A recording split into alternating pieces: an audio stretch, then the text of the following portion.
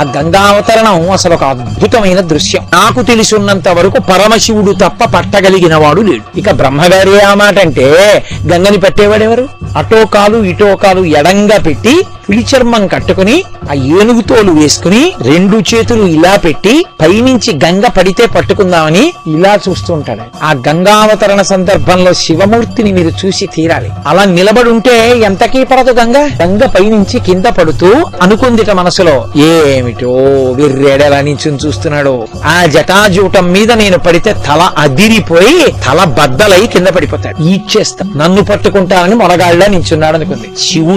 శివుడితో పాటు భూమిని లాగేస్తా పాతాళానికి. బద్దలైపోతుంది భూమి. నేను పైనుంచి పడితే మొసళ్లతో, రాక్షసులతో, కూర్మాలతో, చాపలతో నేను పైనుంచి పడుతుంటే తడుకులతో, మెరుపులతో మేఘమండలం పడిపోతున్నట్టుంటుంది. అందుకని పట్టుకోలేడు, తెలియక నించున్నాడు. పైనుంచి కింద పడే ముందు అహంకరించినటువంటి గంగ యొక్క మనసులో ఉన్న భావనని పసిగట్టాడు పరమేశ్వరుడు. అనుకుని జటాజూటాన్ని, ఆయన జటాజూటం అంటే ఆకాశం ఎంత ఉంటుందో అదంతా ఆయన జటాజూటం, పెద్ద జటాజూటాన్ని పెంచాడు. ఆ పైనుంచి మొసళ్లతో, రాక్షసులతో, పెద్ద పెద్ద తాబేళ్లతో, చాపలతో వచ్చి ఆ గంగ తెల్లగా మెరిసిపోతూ జలధారలు ఆయన యొక్క జటాజూటంలో పడిపోతున్నాయి. కొన్ని సంవత్సరాలు గడిచిపోయింది.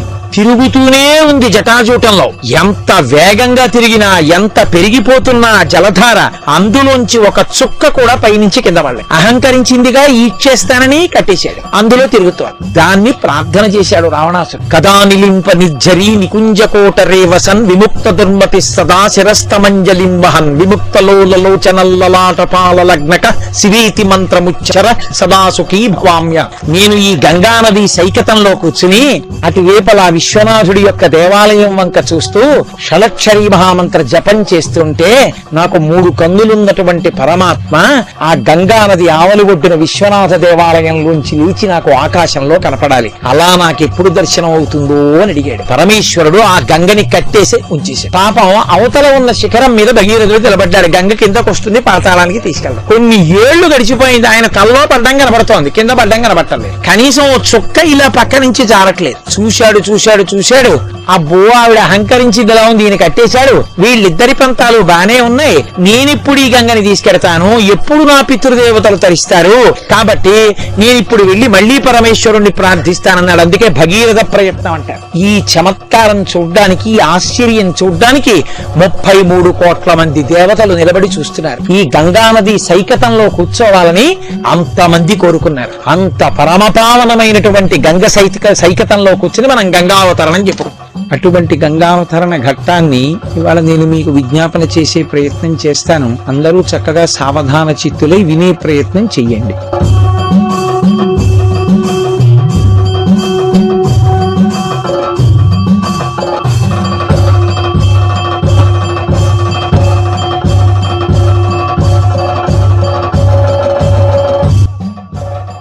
శుక్లాంబరధరం విష్ణుం శశివర్ణం చతుర్భుజం ప్రసన్నవదనం ధ్యాయేత్ సర్వవిఘ్నోపశాంతయేత్.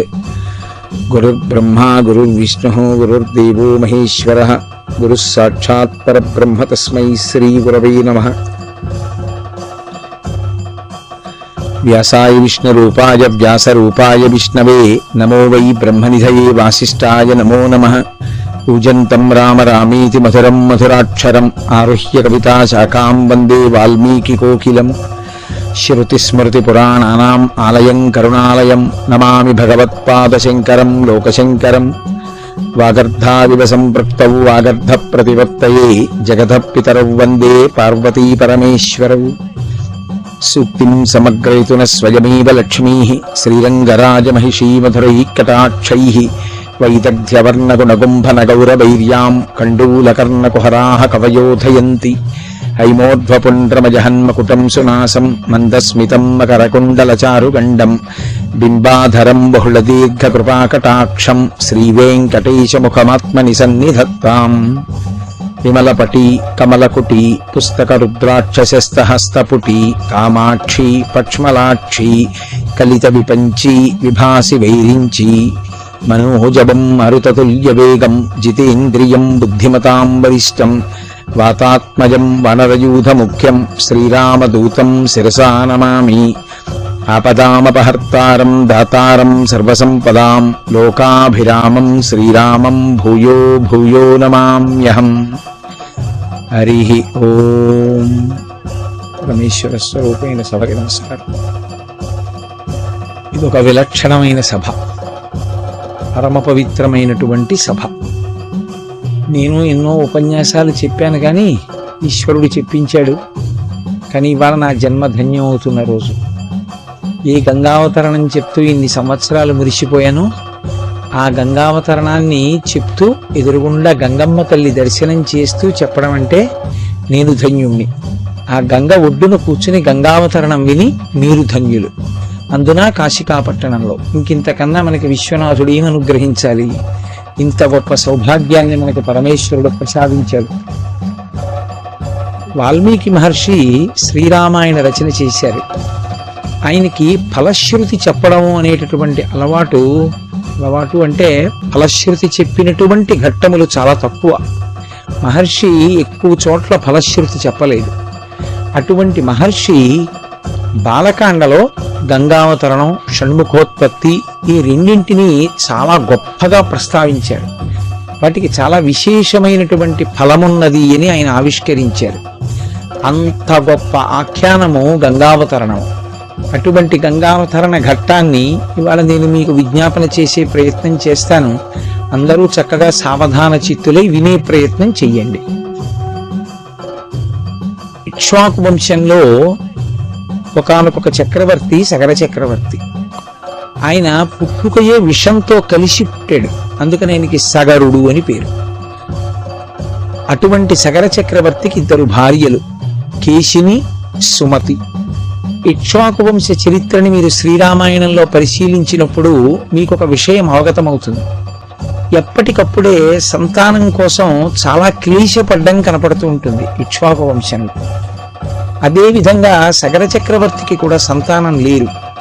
ఆ కారణం చేత ఆయన భృగుశ్రవణము అనబడేటటువంటి ఒక పరమ పవిత్రమైన ప్రదేశానికి వెళ్ళి అక్కడ తపస్సు చేశాడు. తపస్సు చేయడం వల్ల ఏం కలుగుతుంది అంటే ఈశ్వరానుగ్రహం ప్రాప్తిస్తుంది. ఆ ఈశ్వరానుగ్రహం ప్రాప్తించడమే ఏది వైదికమైనటువంటి కోరికో ఆ కోరికకి ప్రతిబంధకంగా నిలబడినటువంటి పాపము తొలగిపోవడానికి హేతు అవుతుంది. అందుకని ఆయన అక్కడ భార్యలతో కలిసి తపస్సు చేశాడు. భృగు మహర్షి అక్కడికి వచ్చి అన్నారు, నేను నిన్ను అనుగ్రహించాలనుకుంటున్నాను, కాబట్టి నీకు వరం ఇస్తున్నాను. నీకు 2 భార్యలు. ఒక భార్య యందు వంశకర్త అయినటువంటి కుమారుడు జన్మిస్తాడు. వేరొక భార్యకి మహోత్సాహవంతులు అధిక సంతానము జన్మిస్తారు. కాబట్టి నీవు బెంగ పెట్టుకోక్కర్లేదు అన్నాడు.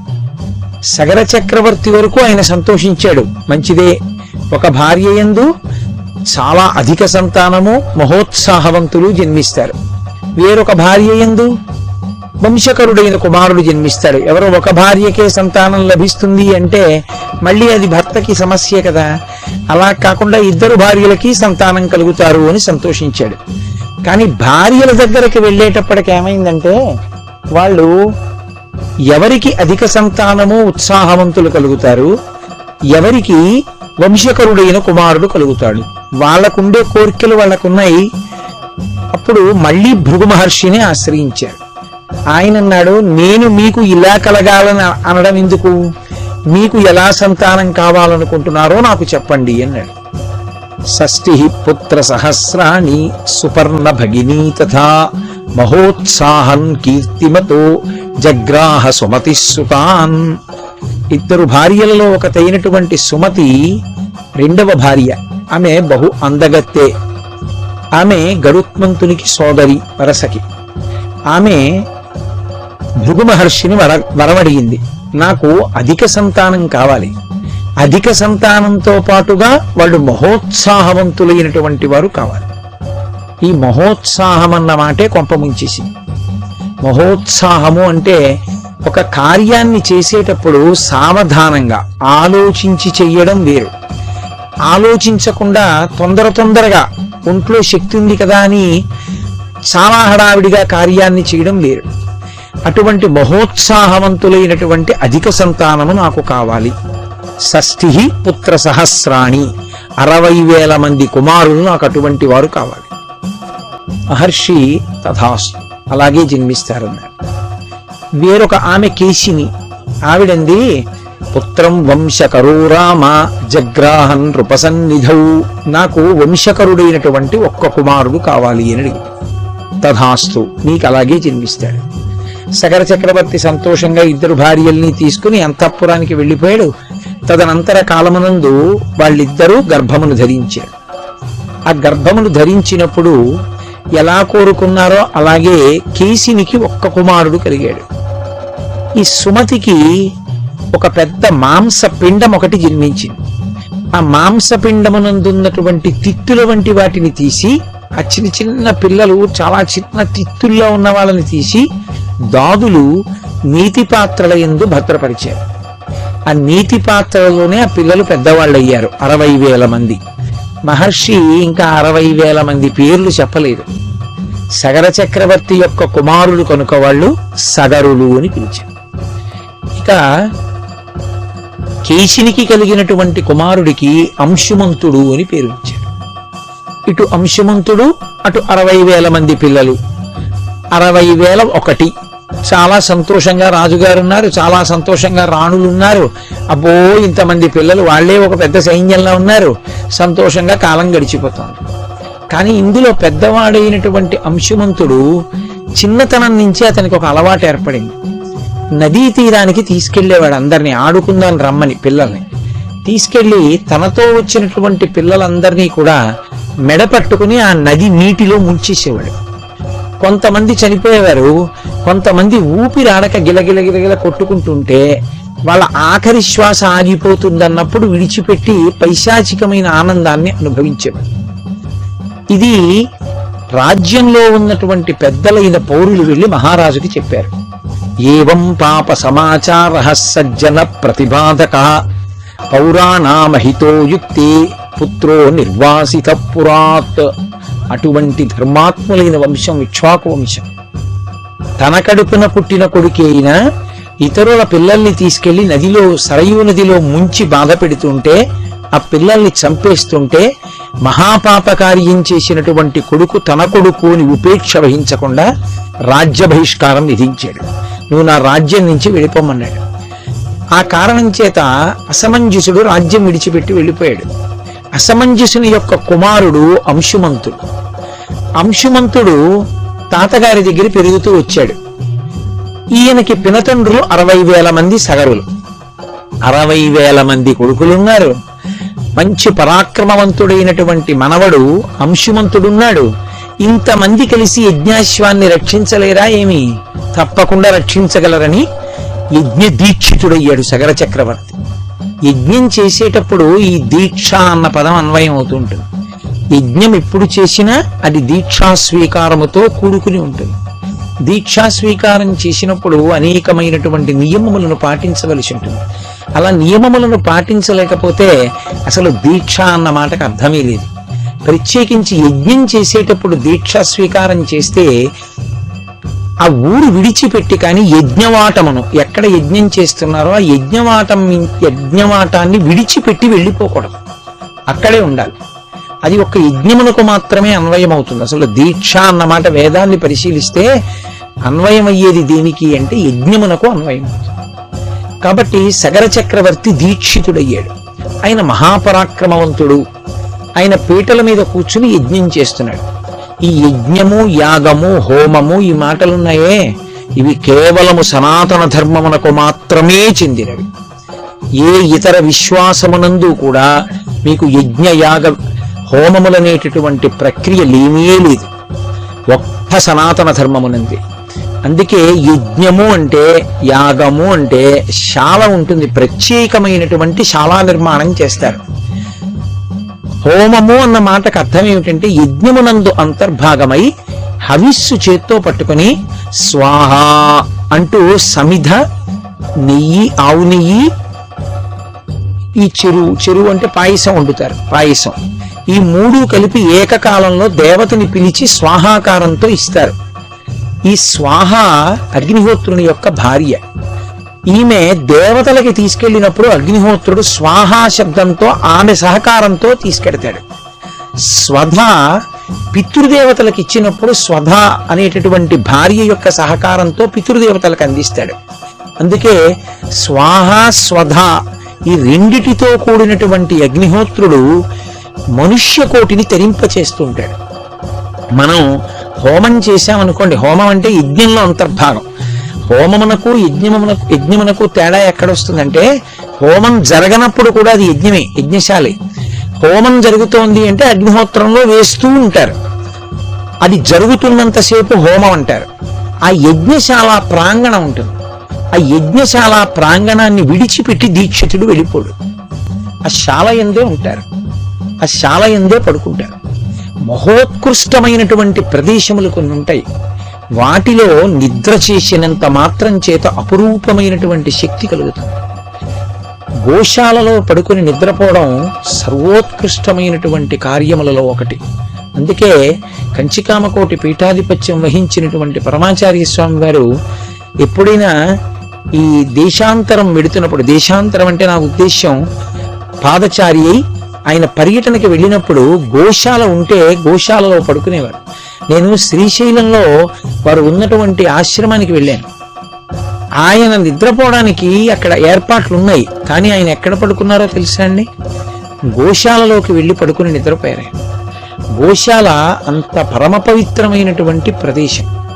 మళ్ళీ యజ్ఞశాల కూడా అంతే, యజ్ఞశాల కూడా అంతే పరమ పవిత్రమైన ప్రదేశం. ఎందుకంటే గోశాల కానీ యజ్ఞశాల కానీ నిర్మాణం చేస్తే చాలు, అంత గొప్ప శక్తిని ఇస్తారు. కొన్ని ఉంటాయి శాస్త్రంలో, అవి మీకు పూర్తి కాగానే, కార్యాన్ని మీరు పూర్తి చేయగానే రిజర్వేషన్ తీసుకుంటే ఒక బెర్త్ మీ పేరు మీద అలాట్ అయిపోయినట్టే ఆ లోకవాసాన్ని ఇచ్చేస్తారు. దానివల్ల నది యందు ఎవరైనా స్నానఘట్టాన్ని నిర్మాణం చేశారనుకోండి, ఒక పవిత్రమైన నదిలో స్నానఘట్టాన్ని కానీ కడితే వాడు ఆ స్నానఘట్టాన్ని కట్టడం పూర్తి చెయ్యగానే వరుణలోకవాసం ఇచ్చేస్తారు. ఆ జీవుడు వరుణలోకానికి వెళ్ళిపోతాడు, వెళ్ళిపోయి వరుణలోకంలో ఉంటాడు. అంత గొప్ప గొప్ప పుణ్యకార్యాలు. వాటిలో ఈ యజ్ఞం అన్నది సనాతన ధర్మమునకు మాత్రమే చెందిన ప్రక్రియ. దేవతలకి ఆహారం మనం ఇచ్చే హవిస్సు.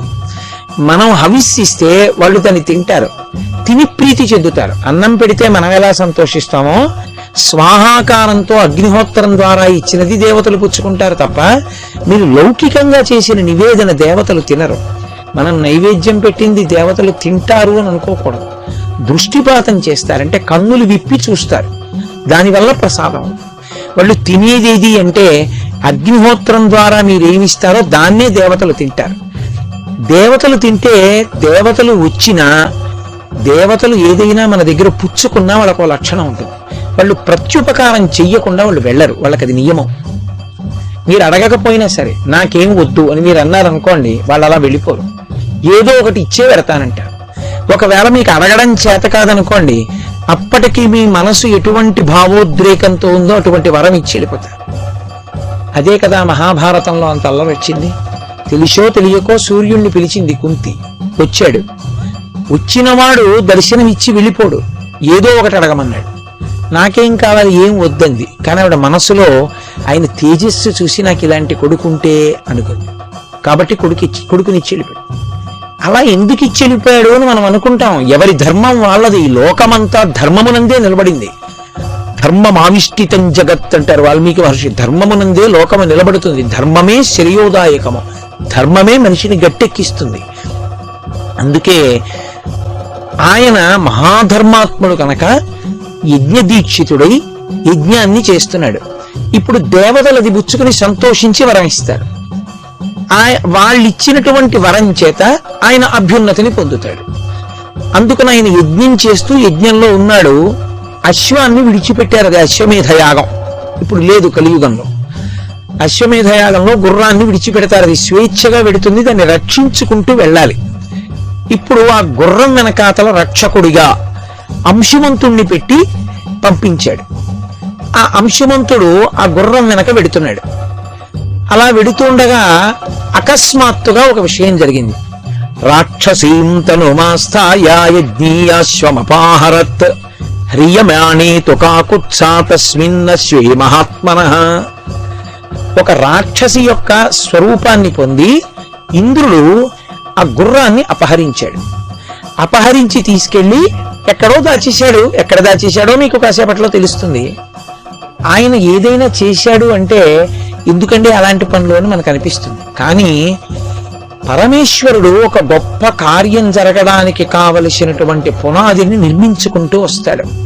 ఒక మహత్కార్యం జరగడానికి వేసేటటువంటి పునాది అద్భుతంగా ఉంది. ఒక పాక వేసుకోవడానికి చేసే ఏర్పాటుకి 7 అంతస్తుల మేడ కట్టడానికి తవ్వేటటువంటి పునాదికి చాలా తేడా ఉంటుంది కదా. అంత దూరం పునాది పడితే తప్ప ఒక మహత్కార్యం జరగదు లోకంలో. అందుకని ఇంద్రుడు అశ్వాన్ని అపహరించాడు ఒక రాక్షసీ స్వరూపంతో. అంశుమంతుడికి ఆ గుర్రం ఎక్కడుందో తెలియలేదు. ఆయన తిరిగి వచ్చేసాడు. వచ్చేసి తాతగారితో చెప్పాడు, తాతగారు గుర్రాన్ని ఎవరో ఎత్తుకుపోయారు కాబట్టి గుర్రం కనపడలేదు అన్నాడు. ఆ గుర్రం తిరిగి వస్తే కానీ అశ్వమేధయాగం పూర్తి చేయడానికి ఉండదు. ఎందుకంటే ఆ అశ్వాన్ని చంపుతారు. రాత్రి చంపి ఆ చంపబడినటువంటి అశ్వంతో కలిపి ఎవరు యజమానియో ఆ యజమాని భార్య నిద్రపోవాలి రాత్రి.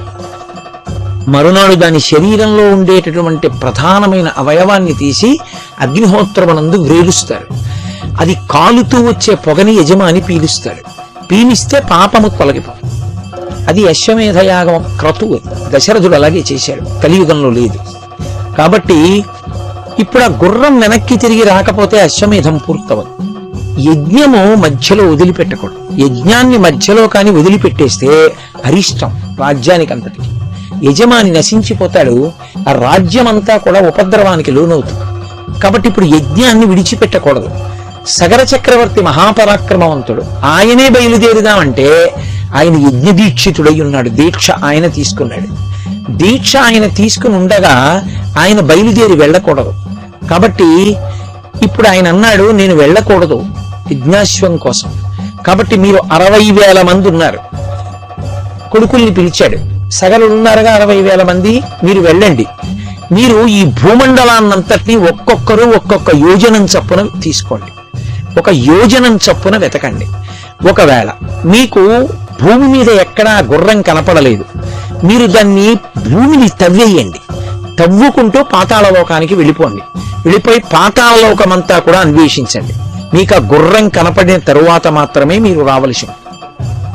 ఇప్పుడు వాళ్ళు బయలుదేరారు. యోజనాయామ విస్తారమేకైకో ధరణీతలం బిభిద పురుష వ్యాఘ్ర వజ్రస్పర్శ సమైర్నఖై. వాళ్ళ గోళ్లు వజ్రములతో సమానంగా ఉండేవి. వాళ్ళు ఒక్కొక్కడు ఒక్కొక్క యోజనం వంతున స్వీకరించి తమ గోళ్లతో భూమిని అంతటినీ తవ్వేశారు. వాళ్ళు మహోత్సాహవంతులు. ఆ ఉత్సాహంలో ఇది చెయ్యొచ్చా ఇది చెయ్యకూడదా అని ఆలోచించారు. చేసేసామంతే కార్యం. అందుకని వాళ్ళు వెళ్ళిపోతూ ఆ భూమిని తవ్వుతూ అదేమిటా భూమి వసుంధర మేదిని, దీన్ని ఎందుకు అలా తవ్వుతున్నారని అడిగిన వాళ్ళందరినీ చంపేశారు. తవ్వుతూ ఉండగా అడ్డొచ్చిన ప్రాణుల్ని చంపేశారు. పాతాళలోకానికి వెడుతుండగా కనపడిన ప్రాణుల్ని చంపేశారు.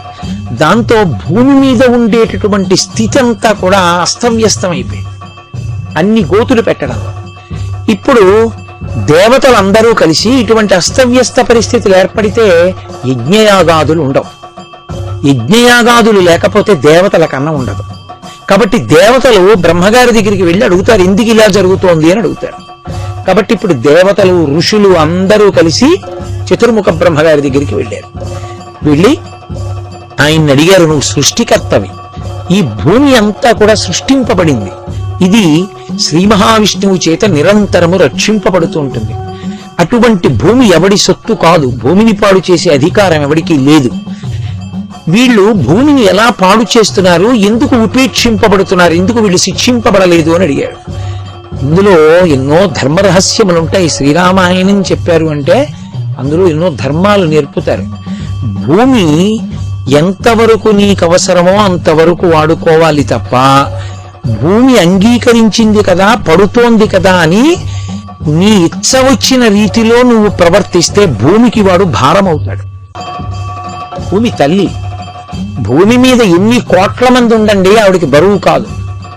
బరువు ఎప్పుడవుతారంటే పరమేశ్వరుడు ఎలా బతకమని వేదం ఇచ్చాడో వేద మార్గాన్ని తప్పితే, భూమిని చీల్చి చెండాడి అందులోంచి ఐశ్వర్యాన్ని సంగ్రహించే ప్రయత్నం చేస్తే, భూమిని నిష్కారణమైన ఇబ్బంది పెడితే ఆవిడ పాపభారం పెరిగింది అని చెప్తుంది పరమేశ్వరుడికి. ఆయన అవతార స్వీకారం చేసి చంపేస్తాడు అటువంటి వాడు. అందుకే మహాతల్లి భూమిని ఇంత క్షోభ పెడుతుంటే దేవతలు ఋషులు వెళ్ళి అడిగారు. ఆయన అన్నాడు, ఈ భూమి నీది కాదు, నాది కాదు, శ్రీ మహావిష్ణువు యొక్క సృష్టి. ఆయన నిరంతరము ఈ భూమిని రక్షిస్తుంటాడు. ఎందుకంటే భూదేవిగా ఆవిడ భార్య. అందుకే శ్రీదేవి భూదేవి అని ఇద్దరు భార్యలు. అంటే నిజంగా ఆయనకి ఇద్దరు పెళ్ళాలని కాదు దాని ఉద్దేశ్యం. శక్తిని భార్యగా సంకేతిస్తారు శాస్త్రంలో. శ్రీదేవి అంటే లక్ష్మి, భూదేవి అంటే భూమాత. ఈ భూమాతలోంచి పంట పైకొస్తుంది. అది నోట్లోకి వెడితే ఐశ్వర్యం, భోగం. నోట్లోకి వెళ్ళకపోతే దరిద్రం. వచ్చి చేతికి అందలేదు, నువ్వు తినలేకపోయావంటే ప్రాప్తం లేదు, పోయింది, దురదృష్టం వెంటాడింది.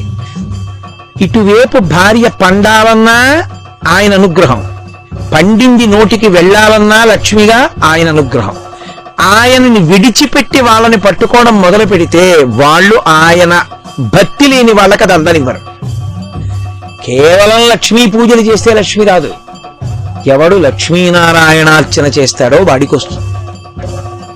అనుకల తనకాండాలింగనారంభశుంభత్ ప్రతిదిశ భుజచాఖా స్త్రీసకానోకహర్తి స్తననయన గుళుచ్చ స్పార పుష్పద్విరీప రచయితుమయి లక్ష్మీ కల్పవల్లీ కటాక్షాన్. అమ్మవారు లక్ష్మీదేవి నారాయణమూర్తిని గట్టిగా కౌగిలించుకుంటే పెద్ద పెద్ద పువ్వులున్న తీగ ఒక పెద్ద బలమైన కాండమున్న చెట్టుని అల్లుకుంటే ఎలా ఉంటుందో అలా లక్ష్మీదేవి యొక్క స్తనములు ఒత్తుకునేటట్టుగా నారాయణమూర్తిని కౌగిలించుకున్న స్వరూపాన్ని ఎవడు ధ్యానం చేస్తాడో వాడికి లక్ష్మీ కటాక్షం కలుగుతుంది. అందుకే శ్రీ సూక్తం ఆవిడ్ని ఎప్పుడైనా పిలిస్తే నీ భర్త పిల్లలతో రా అని పిలుస్తుంది తప్ప అమ్మా నువ్వు రా అంటే ఆవిడ రాదు. ఆవిడ మహాపతివ్రత, నిత్యానపాయని. అందుకే కదా రావణుడు పాడయ్యాడు. రాముడొద్దు సీత కావాలి, రావణుడు నశించాడు. రాముడొద్దు సీతమ్మొద్దు, రాముడే కావాలి, శూర్పణఖకి ముక్కు చెవులు తెగిపోయి.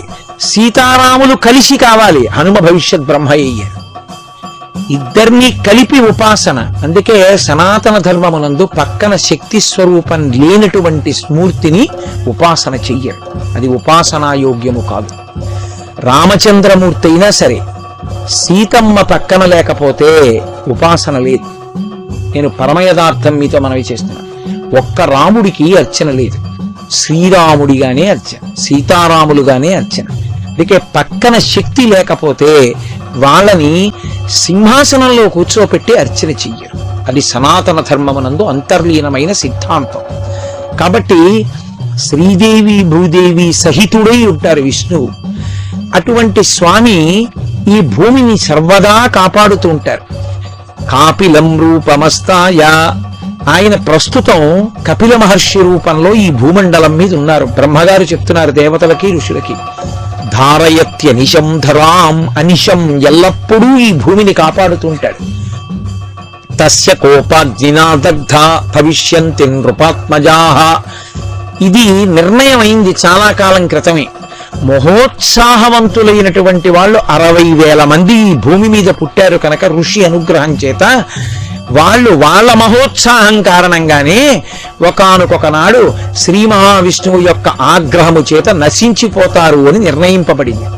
కాబట్టి ఆయనకి కోపం వస్తుంది. ఆయనకి కోపం వస్తే వీళ్ళు మాడిపోతారు.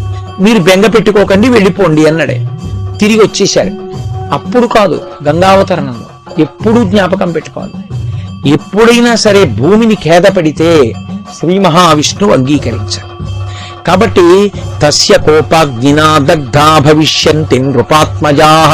రాబో కాలంలో వీళ్ళు మరణిస్తారు. సరే అందరూ వెళ్ళిపోయారు, దేవతలు వెళ్ళిపోయారు, ఋషులు వెళ్ళిపోయారు, కాలం నడుస్తోంది. వీళ్ళు తవ్వుకుంటూ వెళ్ళిపోయారు, ఆ పాతాళలోకానికి వెళ్ళిపోయారు. పాతాళలోకం అంతా చూసేశారు. వాళ్ళకి కనపడలేదు గుర్రం. మళ్ళీ తిరిగి వచ్చారు.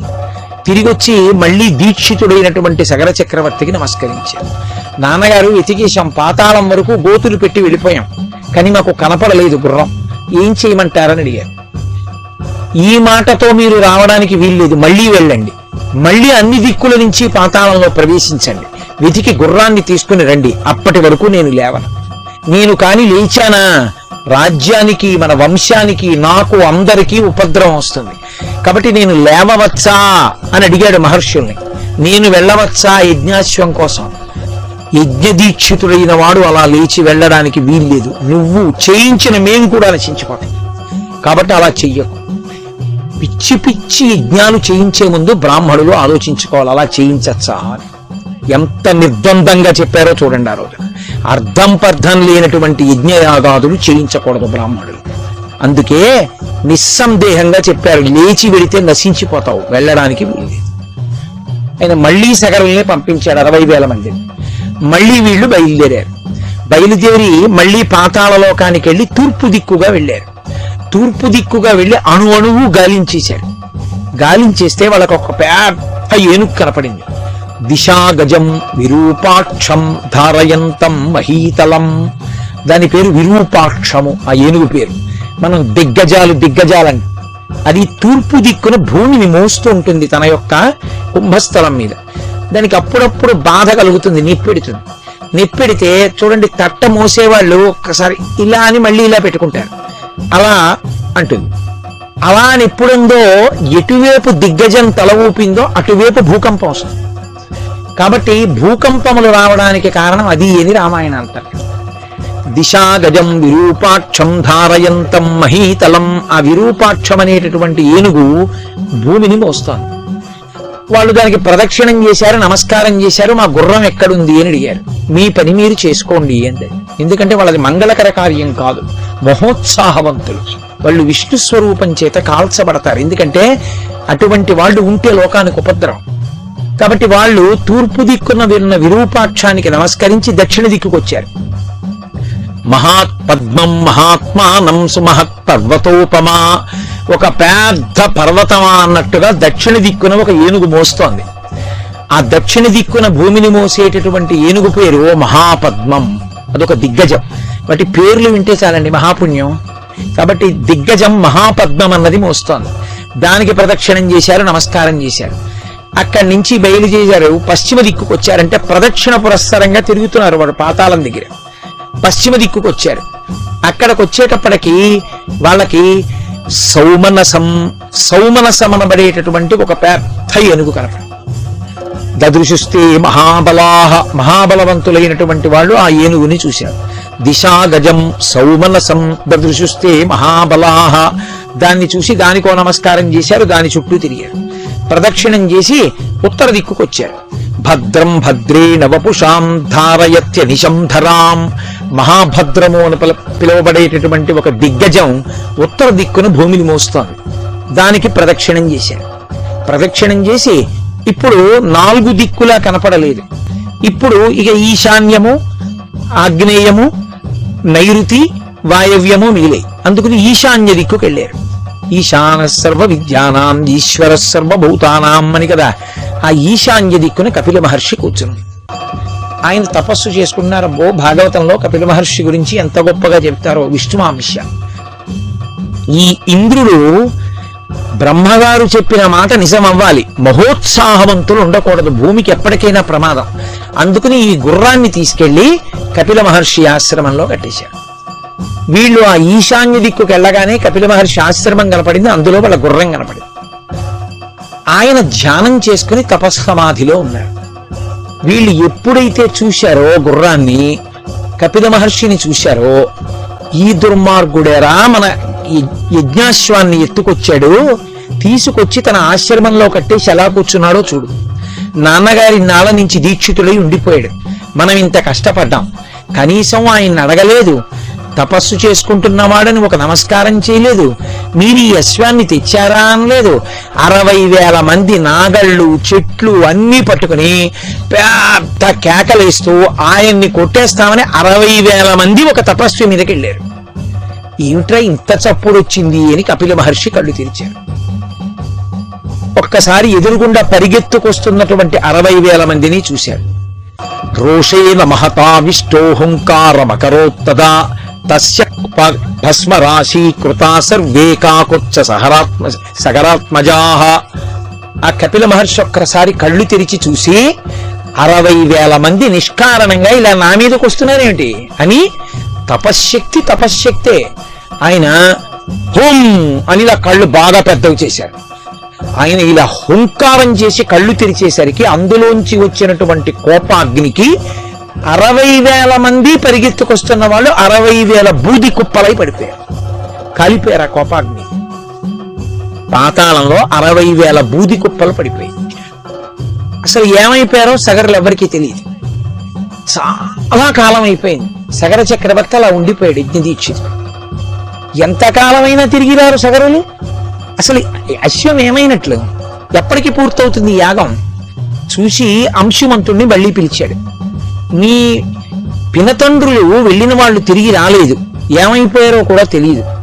అత్యంత పరాకుతో అత్యంత శ్రద్ధాభక్తులతో నువ్వు బయలుదేరి నువ్వు కూడా జాగ్రత్తగా భూమిని పాతాళాన్ని అంతటినీ అన్వేషించి పరమ పవిత్రమైనటువంటి ప్రాణులు కనపడినప్పుడు వాటికి నమస్కరించి వాటి సహకారమును అభ్యర్థించి గుర్రం ఎక్కడుందో కనిపెట్టి తీసుకురాడు. బయలుదేరాడు. అంశుమంతుడు కూడా ఈ తవ్విన గోతుల్లోంచి పాతాళాన్ని చేరాడు. ఆ దిగ్గజాలకి ప్రదక్షిణాలు చేసి నమస్కరించి వాటి యొక్క అనుగ్రహాన్ని అపేక్షించాడు. అవన్నాయి, తప్పకుండా మీకు కలుగుతుంది, అనుగ్రహం లభిస్తుంది, మీకు గుర్రం ఎక్కడుందో దొరుకుతుంది, కంగారు పడకండి, బయలుదేరండి అన్నాయి. ఆయన భూమిని అంతటినీ ప్రదక్షిణం చేసి ఈశాన్య దిక్కుకు వెళ్ళాడు. కపిల మహర్షి ఆశ్రమంలో మేత మేస్తూ కనపడింది గుర్రం. వెళ్ళి కపిల మహర్షికి నమస్కారం చేసి, అయ్యా ఇది మా యాగాశ్వం, ఎవరు కట్టేశారో తెలియదు, మీరు అంగీకరిస్తే నేను దీన్ని తీసుకెళ్ళిపోతానన్నాడు. తప్పకుండా తీసుకెళ్ళిపో అన్నాడు. ఆయన గుర్రాన్ని తీసుకెడుతూ చూశాడు. 60,000 బూది కుప్పలు కనపడ్డాయి. ఆయనకు అర్థమైంది, కపిల మహర్షి మీదకి ఆగ్రహంతో వచ్చినటువంటి నా పినతండ్రులు 60,000 మంది కాలి బూడిద కుప్పలై పడిపోయారు. కనీసం వీళ్ళకి జలతర్పణ జరగలేదు. జీవుడు శరీరాన్ని విడిచిపెట్టేసిన తర్వాత విపరీతమైన దాహం వేస్తుంది. ఎందుచేత అంటే 2 రకాలుగా కాలిపోతుంది ప్రేతము అని. అగ్ని యందు ఎవడు పరమ గౌరవంతో జీవించాడో, అగ్నికి ఎవడు నమస్కరించాడో, బతికున్న నాళ్ళు అగ్ని పట్ల అంత మర్యాదతో ఎవడున్నాడో వాడు కాలిపోయేటప్పుడు అగ్ని అంత జాగ్రత్తగా తీసుకెళ్ళిపోతుంది దేవలోకానికి. అందుకే శవదహనము కొడుకు చేసేటప్పుడు మామూలుగా చేయడు, మంత్రం చెప్తాడు. నా తండ్రి బ్రతికున్న నాళ్ళు అగ్నిహోత్రం చేశాడు, నా తండ్రి బ్రతికున్న నాళ్ళు నిన్ను ఆరాధించాడు, నా తండ్రిని నువ్వు గౌరవంగా దేవలోకానికి తీసుకెళ్ళిపో. ఏ నా తండ్రి బ్రతికున్నంత కాలం నీలో హవిస్సునిచ్చి దేవతలకు ఇచ్చాడో ఆ తండ్రిని హవిస్సుగా వేస్తున్నాను నీలో. కాబట్టి ఈయన్ని దేవతల దగ్గరికి తీసుకెళ్ళు. ఈయన పాపమును దృష్టిలో పెట్టుకోకు. పాపమును దృష్టిలో పెట్టుకుని భగ్గుని ఒక చోట కాల్చి ఒక చోట కాల్చకుండా వదిలిపెట్ట.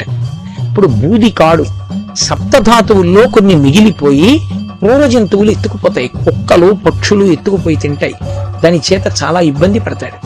అందుకని ఓ అగ్నిహోత్రమా, మా తండ్రిని ఎందు గౌరవం ఉన్నవాడు, ఆ గౌరవాన్ని నువ్వు ఇవాళ దృష్టిలో పెట్టుకుని ఆయన్ని తీసుకెళ్ళు, అలా కాల్చు శరీరాన్ని మంత్రం చెప్పి అప్పుడు కట్టెల మీద పెట్టి నెయ్యి పోస్తాడు. అందుకే ప్రేత సంస్కారమునందు మంత్రభాగాన్ని అన్వయం చేసి సనాతన ధర్మంలో అంత గౌరవాన్ని చూపించారు. అది ఆ అగ్నిహోత్రుడు పాపిష్టని తీసుకెళ్లేటప్పుడు అలా తీసుకెళ్ళాడు. ఆయనకి అసహ్యం, కాల్చి యారి కాల్చేస్తాడని. అందుకే అగ్ని యందు కనీస మర్యాద పాటించాలి. అందుకే పూర్వం ఇంట్లో వంట చేస్తే స్నానం చేస్తే తప్ప అగ్నిని వెలిగించేవారు కాదు. ఆ అన్నం తింటాడు యజమాని, స్నానం చేసిన తర్వాతే అగ్ని రగల్చేవారు. స్నానం చేసి అన్నం వండిన తర్వాత ఆయన కర్మ, ఆయన ఎందుకు అన్నం వండి పెట్టాలి? నీ ఇంటి వంట బ్రాహ్మణుడైన ఆయన ఎందుకు వండడం అంటే, ఆయనకి ఒక శాసనం ఒకటి ఉంది. కవ్యం కవ్యాసినామపి పాకంచ కురుతే వహ్నిః శంకరస్య ఇవ శాసనాత్. లింగపురాణం చెప్తుంది. పరమేశ్వరుడు ఆదేశించాడు, శంకరుడు ఈ ప్రాణులు బ్రతకవయా, ఉడికిన అన్నం తినకపోతే వీళ్ళకి అన్నం వండి పెట్టు అన్నాడు. అందుకని శంకర శాసనానికి భయపడి మన ఇంట వంట బ్రాహ్మణుడిగా వంట చేస్తాడు. వంట చేస్తున్నాడు కదా అని ఏ బట్టలతో పడితే ఆ బట్టలతో స్నానం చేయకుండా వచ్చి అగ్నిహోత్రాన్ని వెలిగించారు. అందుకే స్నానం చేసిన తరువాతనే అగ్ని వెలిగిస్తాడు. అగ్ని వెలిగించి మళ్ళీ వంట అంతా అయిపోయిన తర్వాత ఇంటి ఇల్లాలు ఆ వండిన అన్నం ఏదుందో ఆ అన్నంలో ఒక 2-3 మెతుకులు తీసి నేతి పిసర దాని మీద వేసి ఒక్క 2-3 మెతుకులు ఈ 3 వేళ్లతో పట్టుకుని దివిషద్వర్గము నీ ముఖంబున సంతృప్తింగాంచు నీశుగాస్తవములంటూ శ్లోకం చెప్పి కనీసం నమస్కారం పెట్టి నా అగ్నిహోత్రం దగ్గర వేస్తుంది. గ్యాస్ స్టవ్ కదండి అంటే ఒక మెతుకన్నా వేయాలి. అది మర్యాద. ఆ మర్యాద లేకుండా అగ్నిని వాడుకున్న వాణ్ణి ఎలా కాల్చాలో ఎప్పుడు కాల్చాలో వాడికి తెలుసు. అందుకని ప్రేతాన్ని కాల్చేటప్పుడు కూడా అగ్ని ప్రార్థనే చేసి అగ్నిహోత్రంలో వేస్తారు. హవిస్సుగా వేస్తాడు తండ్రిని కొడుకు. అందుకు కొడుకు ఉండాలని అడుగుతారు. కొడుకు లేడనుకోండి, ఉత్తరాధికారి ఏడి ఈ మంత్రం చెప్పడానికి? నా తండ్రి అన్న మాట వాడడానికి ఆ గోత్రంతో యజ్ఞం చేసి హవిస్సు ఇవ్వడానికి లేడు ఉత్తరాధికారి. కర్మ సంతానం లేడు. అందుకు ఏడుస్తాడు పురుషుడు. అరే నాకు సంతానం కొడుకులు లేకపోయారే అని ఎడవడానికి కారణం అది. అంతేకాని వాడు ఇంకోటి వెలగబెడతాడని కాదు. అందుకే వేదం ఎప్పుడు చెప్పినా ఒకటే చెప్తుంది, అగ్ని పట్ల చాలా జాగ్రత్తగా ఉండు, అగ్నితో చాలా జాగ్రత్తగా ఉండు, చాలా జాగ్రత్తగా ఉండు. అదే నిన్ను తీసుకెడుతుంది. ఎందుకని? అగ్ని పట్ల మర్యాద లేని వాడిని అగ్నిహోత్రుడు దేవలోకాలకి తీసుకెళ్ళడం. ఎందుకు తీసుకెడతాడు శరీరాన్ని హవిస్సుగా? ఒక్కనాటికి తీసుకెళ్ళాడు. ఆయన తీసుకెళ్ళకపోతే, ఆ మంత్రాన్ని అంగీకరించకపోతే వీడు యమసదనం వైపుకు వెళ్ళిపోతాడు. అందుకే మర్యాదతో ఉండాలి అగ్నిహోత్రం విషయంలో. ఎవరికా పాపము అంటే ఇంటి ఇల్లాలిది కాదు, యజమానిదే. యజమాని చెప్పాలి, స్నానం చెయ్యకుండా వెలిగించకు, కాఫీ తాగపోతే చచ్చిపోతానండి అన్న బాధ ఉంటే కనీసం పసుపు నీళ్లు భార్య చల్లుకుని అగ్నిహోత్రాన్ని వెలిగించాలి. పసుపు నీళ్లు 3 మాటలు చల్లుకుంటే స్నానమే ఆడదానికి వేదంలో. పసుపు నీళ్లు చల్లుకుని స్టవ్ వెలిగించి కాఫీ పెట్టాలి. ఏమీ లేకుండా నిద్రమంచం నుంచి లేచొచ్చి దిక్కుమాల బట్టలతో అగ్నిహోత్రాన్ని వెలిగిస్తే ఆయనకి తెలిసి ఎప్పుడు ఇది చూపించాలో దీనికి ప్రతిఫలాన్ని. అప్పుడు ఏడుస్తుంది, అరే ఎంత తాపత్రయపడ్డాను రా, పాడైపోయానని. కాబట్టి అగ్నితో జాగ్రత్తగా ఉండాలి. అగ్ని ఎటువంటి అగ్ని పట్టుకుంది అన్న దాన్ని బట్టి ఉత్తరగతులు ఉంటాయి. వేదోపబ్రహ్మణము రామాయణం. అందుకే అంత జాగ్రత్తగా చెప్తారు వాల్మీకి మహర్షి. ఏది చెప్పినా కొడుకు రగల్చాలి, అగ్నిని రగల్చి అందులో వెయ్యాలి తండ్రి శరీరాన్ని. ఇప్పుడు వాళ్ళు ఎలా చచ్చిపోయారు? వాళ్ళు చచ్చిపోయింది సామాన్య కారణానికి కాదు. అసలు వాళ్ళని కాల్చింది కొడుకులు కారు, సమంత్రకం కాదు, భయంకరమైన కోపాగ్నికి చనిపోయారు. బ్రాహ్మణ కోపాగ్నికి చనిపోయారు వాళ్ళు. ఇప్పుడు వీళ్ళకి సామాన్యమైన జలములతో తర్పణిస్తే వాళ్ళకి దాహం తీరదు. వాళ్ళ నీళ్లు తాగడానికి వాళ్ళకి అధికారం ఉండదు. అంటే చూడండి, మనిషి బతికుండగా చేసినటువంటి దోషాలు తరువాతి కాలంలో ఎలా కట్టి కుడిపేస్తాయో చూడండి. ఇప్పుడు వాడికి దాహం తీరదు. ఎందుకని? మనకి ఒక నెల్లాళ్లలో ఒక పక్షం అయితే వాళ్ళకి పగలం, ఒక పక్షం అయితే పితృదేవతాలోకానికి వెళ్ళిపోతే కాలమానం మారిపోతుంది. ఒక పగలు ఒక రాత్రి. అమావాస్య తిథి వాడికి పట్టపగలం. ఆ పట్టపగలలో అమావాస్య మధ్యాహ్నం 12 గంటలకి పితృదేవతలు ఇంటి ముందుకు వస్తారు. అందుకే అమావాస్య అండి మధ్యాహ్నం 12ంటికి ఇంటి ముందు వెళ్ళకండి అంటారు. కారణం ఏమిటంటే ప్రతి వాళ్ళ పితృదేవతలు ఇంటి ముందుకు వచ్చి నిలబడి ఆ కొడుకు ఏమైనా పెడతాడేమో అని చూస్తారు. ఏమీ పెట్టకపోతే అమావాస్య నాడు మిట్ట మధ్యాహ్నం 12 గంటలకి యజమాని ఎక్కడుంటాడో అక్కడ లేచి నిలబడి ఇలా అనాలి 3 మాటలు. నేను చెప్పట్లేదు, వేదం చెప్తాను. ఇలా అంటే, నాన్నగారండి నేను ఇవాళ మీకేం చేయలేకపోయాను, ఏమనుకోకండి అని. ఇలా కూడా అనకుండా వాడు అన్నం తిని భోగం అనుభవిస్తున్నాడు అనుకోండి, చక్కా పడుకున్నాడు, పితృదేవతలు శపించి వెళ్ళిపోతారు. వాణ్ణి కాదు, వాడి బిడ్డల్ని. వంశం మీదకి తగులుతుంది ఆ దెబ్బ. ఇప్పుడు నేను అవన్నీ చెప్పలేను కానీ కష్టం. కానీ మళ్ళీ ఇప్పుడు సమన్వయం చేస్తే శ్రీరామాయణంలో బాలకాండలోనే వస్తుంది, అవన్నీ అహల్యావృత్తాంతంలో వస్తుంది సమన్వయంలో. కాబట్టి కనీసం అమావాస్య నాటి మధ్యాహ్నం 12 గంటలకి పితృతర్పణం చేసి తీరాలి. మాకు ఆఫీస్లో చాలా పెద్ద position, regional audit officer Srinivas Kumar గారు ఉన్నారు. ఆయన ఎక్కడికైనా ఇన్స్పెక్షన్స్కి వెళ్ళినా కూడా మధ్యాహ్నం 12 అయ్యేటప్పటికి లాడ్జికి వెళ్ళి పితృతర్పణ చేసి వస్తారు. ద్రవిడ దేశంలో మధ్యాహ్నం 12 అయ్యేటప్పటికి అమావాస్య నాడు ఎంత పెద్ద పెద్ద వాళ్ళు వెళ్ళిపోయి కార్లు దిగి పంచ కట్టుకుని స్నానం చేసి పితృతర్పణ విడిచిపెట్టేసి బొటనవేలు మించి వెళ్ళిపోతారు. మళ్ళీ స్నానం చేసి పితృతర్పణ చేసి తీరాలి. అమావాస్య మధ్యాహ్నం 12 గంటలకి. నువ్వు ఏమీ చేయలేకపోతే ఓ పంచ కట్టుకుని ముద్ద తీసుకొచ్చి కాకి కన్నా పెట్టాలి.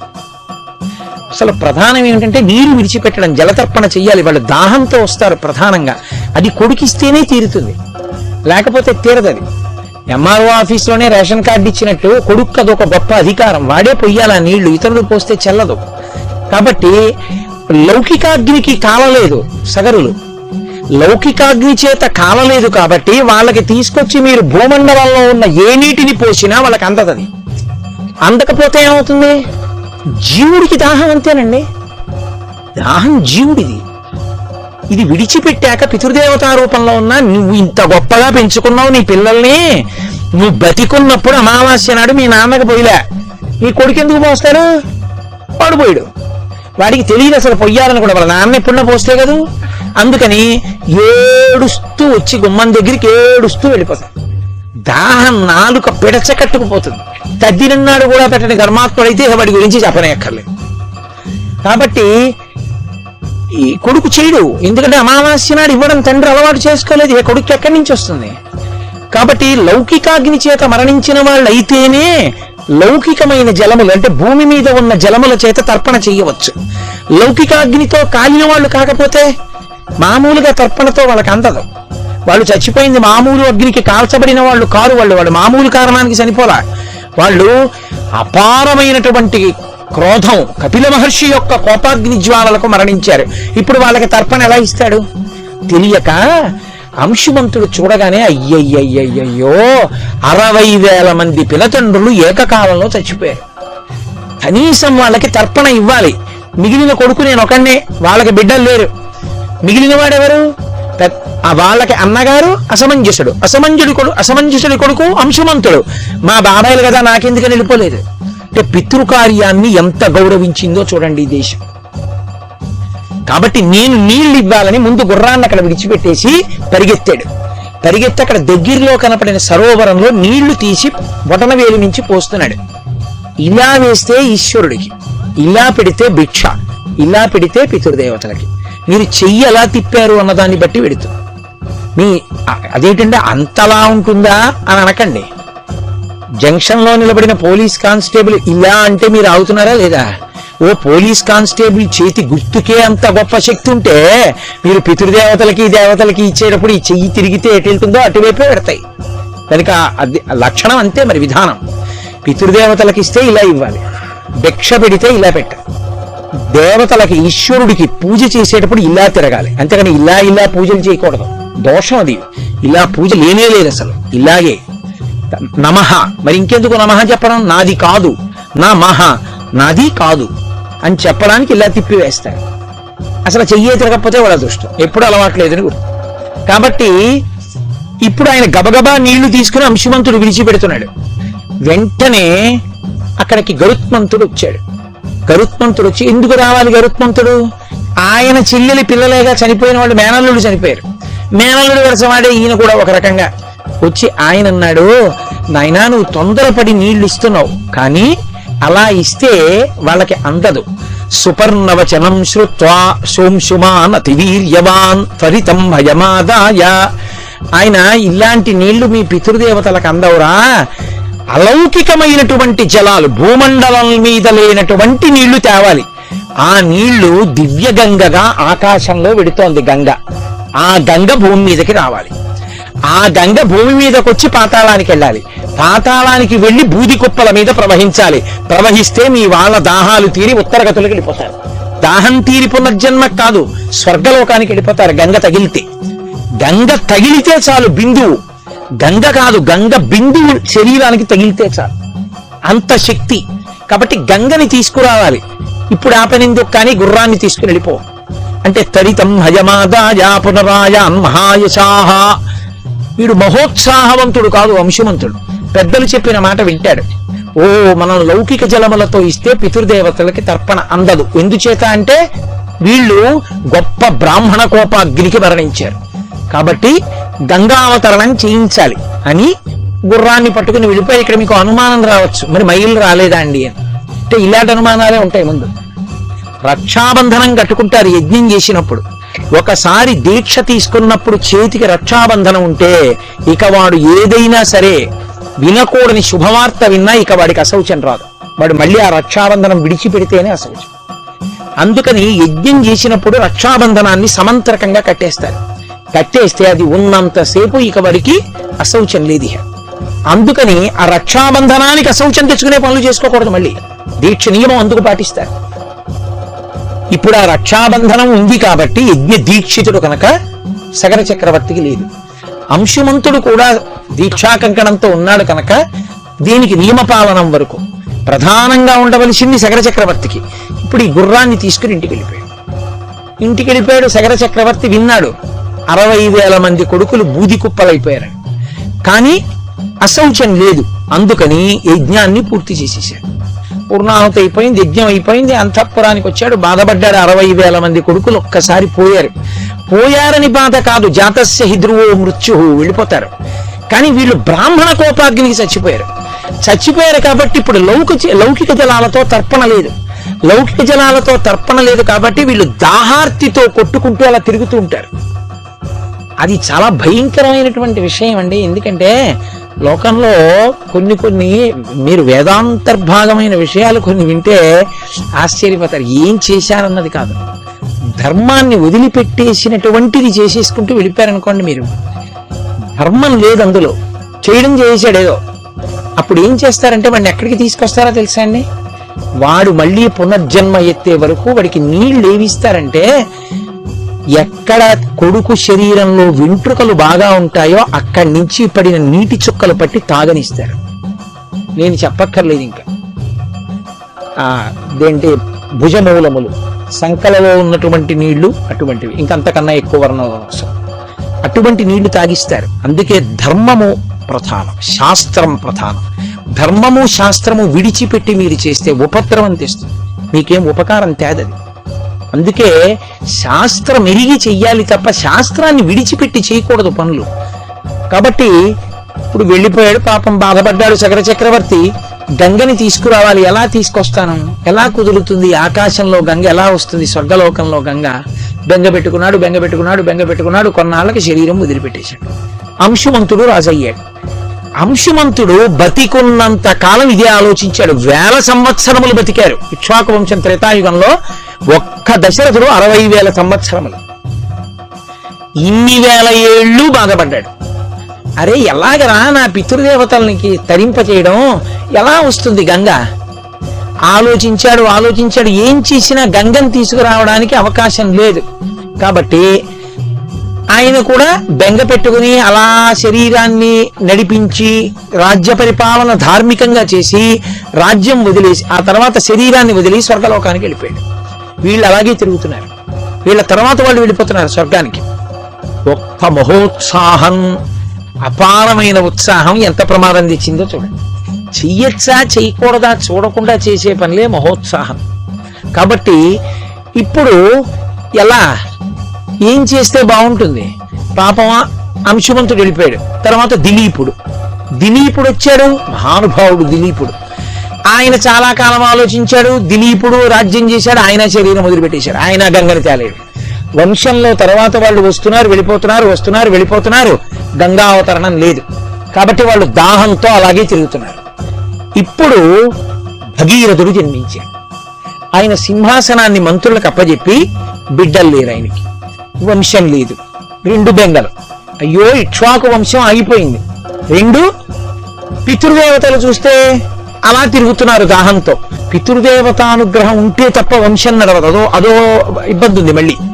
అందుకని నేను ఎలాగైనా సగరుల్ని తరింప చెయ్యాలని ఆలోచించాడు. అంటే మనం నిజానికి ఒక్క తద్దినం పెట్టడానికి అలోమని ఏడుస్తాం.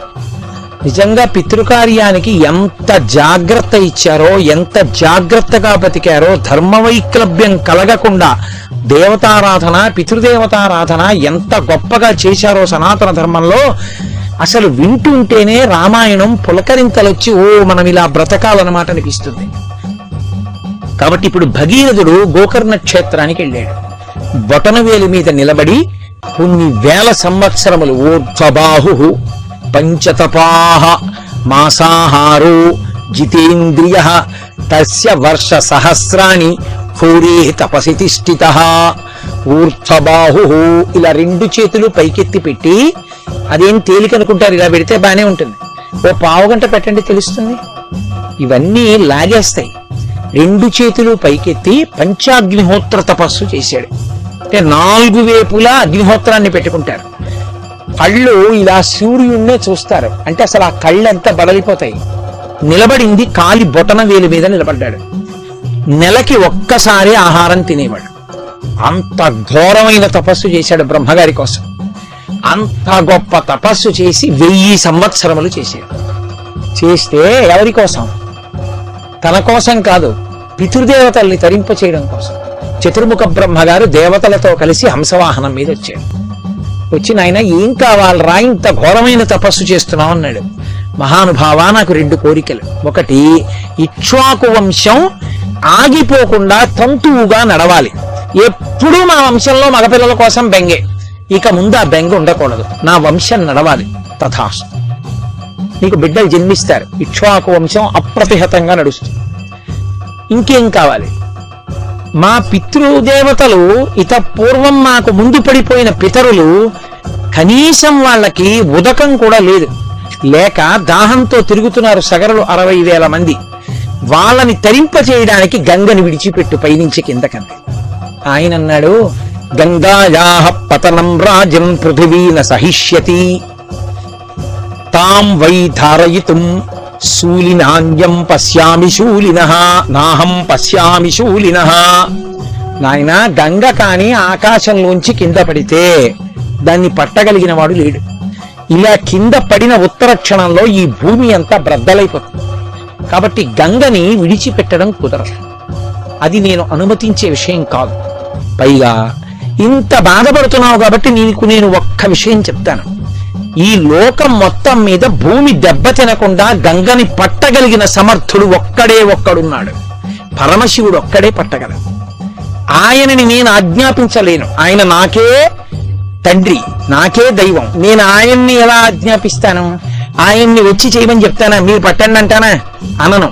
అనడం కుదరదు. మర్యాద అన్న మాట ఏమిటో రామాయణానికి వారసులు నేర్చుకోవాలి.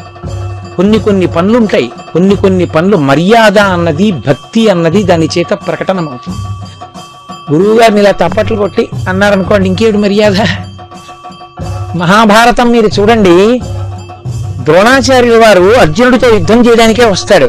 వస్తే సారథితో అర్జునుడు చెప్తాడు, పొరపాట్న కూడా ఆయన రథానికి దగ్గరగా నా రథం పెట్టద్దు, ఎప్పుడూ కూడా ఆయన రథానికి ఎడం వైపు నుంచి నా రథాన్ని తిప్పద్దు. గురువు గారు ఎప్పుడు ఎడం వైపు ఉండకూడదు.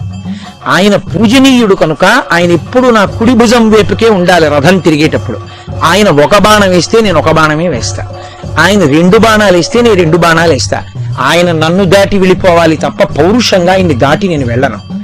చాలా జాగ్రత్త స్మా. గురువు గారు ఎదురుగుండా ఉన్నంతసేపు ఆయన నా నడవడి చేత ప్రీతి చెందేటట్టుగా నడుపు రథాన్ని. అంతేకాని నాకు గాంధీవం చేతిలో ఉందని నీ ఇష్టం వచ్చినట్టు నడిపించకు. నా గురువుకు ఆయుధం అక్కర్లేదు. ఆయన కోపించి చూసి ఒక మాట అంటే చాలు, ఆ స్థితి తేకని చెప్తాడు. పెద్దలతో ప్రవర్తన అంటే అలా ఉంటుంది. గౌరవం అంటే మనకి అందుకే రామాయణ భారత భాగవతాలు జీవనాడి అయ్యాయి. నేర్చుకోవాలి ధర్మం అంటే ఎలా ఉంటుందో, గౌరవం అంటే ఎలా ఉంటుందో తెలుసుకోవాలి. కాబట్టి మహానుభావుడు బ్రహ్మగారు అన్నాడు, నేను శివుణ్ణి ఆదేశించలేనుగా పట్టమని, కాని నాకు తెలిసినంత వరకు పరమశివుడు తప్ప పట్టగలిగిన వాడు లేడు. ఇక బ్రహ్మగారే ఆ మాట అంటే గంగని పట్టేవాడెవరు? కాబట్టి పరమశివుణ్ణి వేడుకో. ఒకవేళ ఆయన ఒప్పుకున్నాడు అనుకో, ఆయన పట్టుకుంటానంటే నాకేం అభ్యంతరం, వదిలిపెడతాను. ఇప్పుడు మళ్ళీ పరమశివుడు ప్రత్యక్షం అవ్వాలి. ఏం మాటవా? అప్పటికి 1000 ఏళ్లు బొటనవేలు మీద నిలబడి తపస్సు చేశాడు పంచాగ్నిహోత్రం. వెళ్ళలేదు అంతఃపురానికి. అక్కడి నుంచి గోకర్ణం వచ్చి, అందుకే గోకర్ణం గొప్ప తపస్సిద్ధి ఇవ్వగలిగినటువంటి ప్రదేశం.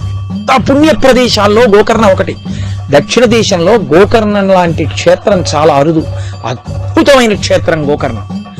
కాబట్టి అక్కడికి వెళ్లి పరమశివుడి గురించి మళ్ళీ తపస్సు మొదలుపెట్టాడు. అబ్బో మళ్ళీ ఘోరమైన తపస్సు చేశాడు. చేస్తే పరమేశ్వరుడు ప్రత్యక్షమయ్యాడు. ప్రత్యక్షమయ్యి ఆయన అన్నాడు, నీకేం కావాలి అని అడగలేదు. ప్రీతస్తేహం నరశ్రేష్ఠ కరిష్యామి తవా ప్రియం శిరసా ధారయిష్యామి శైలరాజసుతామహం. ఆయన అన్నాడు, నీ తపస్సుకి ప్రీతి చెందాను. ఓ భగీరథుడా, గంగ హిమవంతుని యొక్క పెద్ద కూతురు. పెద్ద కూతురైనటువంటి గంగ ఊర్ధ్వలోకాల్లో ప్రవహిస్తోంది.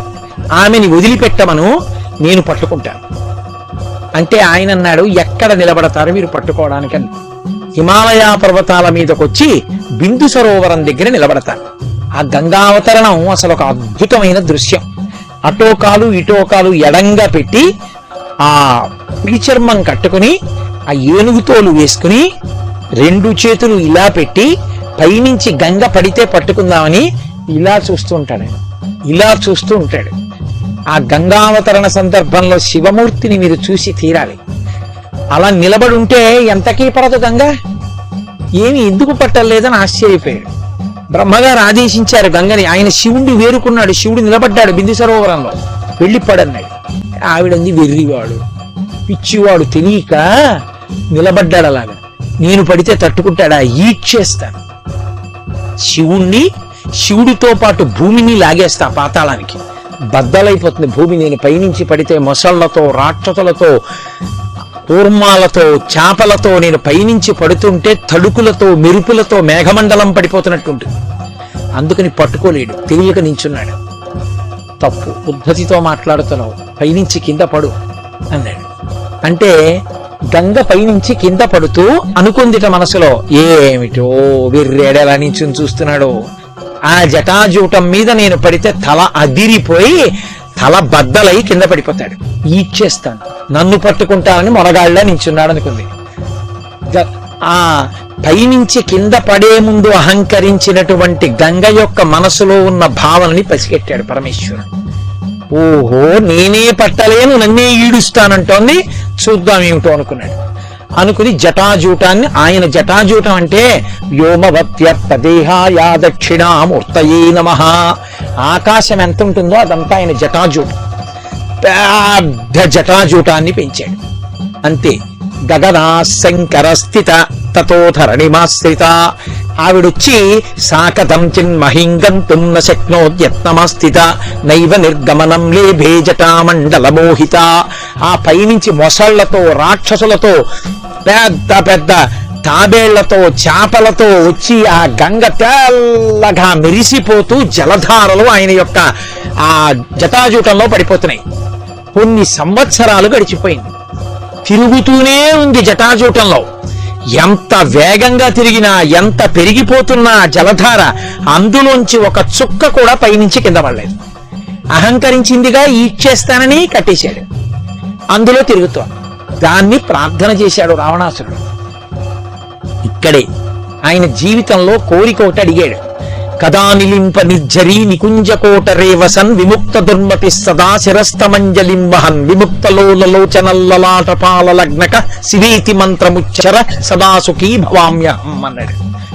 నేను ఈ గంగానది సైకతంలో కూర్చుని అటువేపలా విశ్వనాథుడి యొక్క దేవాలయం వంక చూస్తూ షలక్షరీ మహామంత్ర జపం చేస్తుంటే నాకు 3 కన్నులున్నటువంటి పరమాత్మ ఆ గంగానది ఆవలి ఒడ్డున విశ్వనాథ దేవాలయంలోంచి లేచి నాకు ఆకాశంలో కనపడాలి. అలా నాకు ఎప్పుడు దర్శనం అవుతుందో అని అడిగాడు. ఈ గంగానది సైకతంలో కూర్చోవాలని అంతమంది కోరుకున్నారు. అంత పరమపావనమైనటువంటి గంగ సైకతంలో కూర్చుని మనం గంగావతరణం చెప్పుకున్నాం. కాబట్టి ఇప్పుడు ఆవిడ పైనుంచి పడుతోంది. ఎంత తిరిగినా పైకి రాదు. ఇదే అంటాడు, జటాటవీ గలజ్జల ప్రవాహ పావిత స్థలే గళేవలం వ్యలంబితాం భుజంగతుంగమాలికాం ఢమఢమఢమఢమ నినాదమడ్డమర్వయం చకార చండ తాండవం తనోతున శివ శివం. జటాకటాహ సంభ్రమ భ్రమన్నిలింప నిర్జరి విలోలవీవలల్లరి విరాజమానమూర్ధని ధగద్ధగద్ధగజ్జలల్లలాట పట్టపావకే కిశోర చంద్రశేఖరే రతి ప్రతిక్షణం మమ అగర్వ సర్వమంగళా కళా కదంబ మంజరీ రస ప్రవాహ మాధురీ విజృంభణా మధువ్రతం స్మరంతకం భవంతకం పురాంతకం మఖాంతకం గజాంధకాంతకాంతకం తమంతకాంతకం భజే అంటాడు.